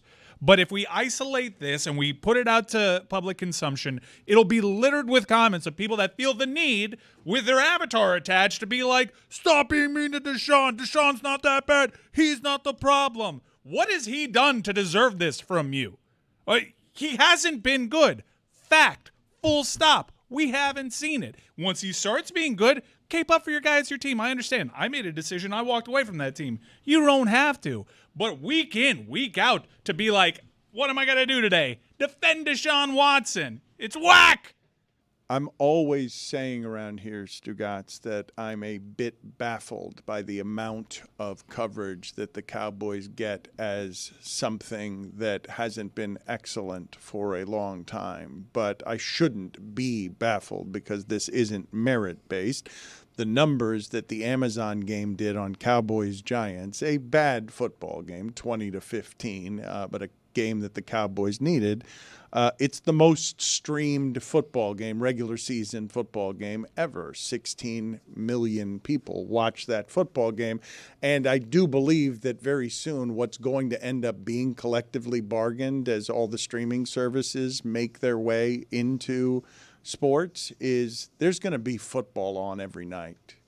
Every single night at some point in the future, they're going to figure out how to put football somewhere every single night in a way that gives us more and more football. You're talking about the pros because this future is already here with college football. There is I'm talking about professional. But professional football is not going to let college football have that. They're going to take it from college football. They're not going to let them have a night. There are some protections though. They can try to recreate Maction, but they never will. You'll never capture that magic. Remember the COVID year where they'd be like, surprise, Wednesday, Monday Night Football game? Yeah. Some of that stuff was kind of dope. Just like, we'll make it work so you can actually have your body rest up in a reasonable sense to have a Wednesday night game. But Dan's saying this is going to be at some point a regular thing. I don't doubt. Tuesday night football in the NFL. Tuesday night football, Wednesday night football. We have Thursday already. Friday night football. There are some antitrust things that protect them off of. The only reason they were able to do that one Friday was where it landed in the calendar when they went to Brazil. Like there are protections for high school and college football for now. Yeah, I mean those things. The Jets played 3 games in 11 days. That's a thing that actually happened. Well, that should be outlawed by this country if we start talking about laws and whatnot. That should not be allowed. Tell me what happens with the Mahomes sequence, please. Wow. I did not see it and don't know what you're talking about. So Travis Kelce, much has been made of his slow start. He was just a couple catches away from setting the franchise record, all-time receiving leader in terms of receptions. So very clearly, Patrick Mahomes wants to get Travis Kelce involved early. While he's targeting him downfield, sails a ball, really bad pick. Just terrible interception. Chargers start running it back. So there's a return involved. We got to make this tackle, stop this guy. Patrick Mahomes comes crashing in trying to help tackle the defender that was returning his interception. Which Dan has said, by the way, a quarterback should not go after anyone who intercepts their pass. Patrick Mahomes did exactly Just curl up in the fetal position. Let everyone just get off the field. Let all the buffalo run by you, thunder by you. Get on, run away from the play. Run. I'd be perfectly fine with Patrick Mahomes out sprinting the defender to the end zone. So last year we were wondering what's going on with this wide receiver core. They got Kadarius Toney out there mucking everything up. The one bright spot was Rashee Rice. He finally stepped up, and they go on to win a Super Bowl. They've already lost Hollywood Brown, it seems like, for the year before he even took a snap as a Kansas City Chief. We're all wondering if Travis Kelce is done. But Rashee Rice, we know that. That's good. Well, Patrick Mahomes, in his chase down attempt, collides with Rashee Rice. MRIs are pending, but it looks as though Rice tore his ACL, so he lost. He threw a terrible interception, and he took out his leading receiver, the only guy that was actually ascending on that team. That is as bad a sequence as a starting quarterback can have in the league. He was the leading receiver in the NFL through 3 weeks. Like, it could have been worse, though. Mahomes could have gotten hurt. I guess. Yeah. I guess Mahomes could have gotten hurt, too, in this collision that took out his number 1 wide receiver. I know you're thinking, how could things have gotten worse in the NFL yesterday? And I'll tell you how. You draft Mike Gesicki in our Smirnoff Weekly Fantasy Contest. Weekly Fantasy Contest presented by Smirnoff, you say? Yes, Dan. Join GBF's Weekly Fantasy Contest for a chance to compete against the cast. Plus, win cash prizes. Go to dkng.co/Smirnoff. Presented by Smirnoff, the world's #1 vodka. Please drink responsibly. I had Mike Gesicki, as I mentioned to you, because that's how you do in these weekly contests, right? You start picking and choosing. You save money on the tight end. You save some money on the defense. You try to find like a receiver that's hidden in there in the flex. Taysom Hill is a cheat code, right? Because you try to take Taysom Hill. Can't stand that he's guy. always like $5,000, and then you get him, and then what happens? He has a dud of a game, lays an egg. Actually, if you listen to He had God 2 Bless Football, touchdowns, I think. which is out now, we were talking about what sound a duck makes when you lay an egg, and we decided that the sound is bloop. So when a duck lays an egg, it's sort of bloop, and that's what Taysom Hill does every time you get him. Now, when you don't get him, he has 2 touchdowns. That sounds a little delightful, though. That laying an egg. Laying an egg's fun, I would assume. It shouldn't right? have a delightful sound. It should have a sound. Yeah. Given what it means, laying an egg should have more of a fart sound than No, a that's a delightful fart. sound. No, it's a bloop. Because it's fun, because you're giving life. Yeah, no. Laying an egg, I would imagine, is fun if you're a duck. Anyways. No, but not laying the an point. egg is not a good It's thing. a That's negative Dan's thing, point. right? So They I'm laid saying an egg. that for Taysom Hill to lay an egg in a football game, that should not be a fun sound. It should be a fart sound. Well, I suppose. Anyways, you're asking, how'd you finish, Billy? Great question. I finished 379th, which sounds bad, but I finished 605th last week. So the week before I finished 5th. Thanks for asking. So anyways, if you want to compete against us, dkng.co/Smirnoff to compete against us in fantasy. Wait, Smirnoff? You want more from them? Hey, come visit me and Stugotz. We're going to be in Chicago this Sunday for I a heard watch about this. party Tell me more. in Chicago. Matt Forte is going to be there. It's going to be, we're going to have a watch along for the game. Matt Forte is going to be there. I'm not sure what he's going to be doing, but he's going to be there. We're going to be watching the games, maybe a little Red Zone, maybe a little Bears. You can follow us along on the YouTubes because we're going to be streaming the event if you're not in Chicago. But you can look at the screen. That's where we're going to be if you want to watch us. 1 p.m. Eastern time. That's exciting. 12 p.m. Both Central. Come you say and hi to us. God yeah. bless football, which is and Tony, I think. But don't worry you about sound him. excited about it. Well, it's just sneak these things in. It's like Billy Stugotz. You want to go say hi to people? I'm like, yeah, we'll go say hi to people. Like, you want to do a watch along? We're like, yeah, I guess. And they're like, well, Tony's going to be there. I'm like, oh, I don't know. And Matt Forte, which was an up from the Tony down, but we're all going to be there, just kind of hanging out. And you can go to the YouTube and follow along and watch with us. We're also celebrating Andy Dalton. Yeah, the Red Rifle. Yes. It's a tricky situation because we want to celebrate Andy Dalton, but we're going to be in Chicago, so that's not exactly what they're looking for there. So we may have to put the Dalton jerseys on hold for the day. We'll see. We'll see how it goes.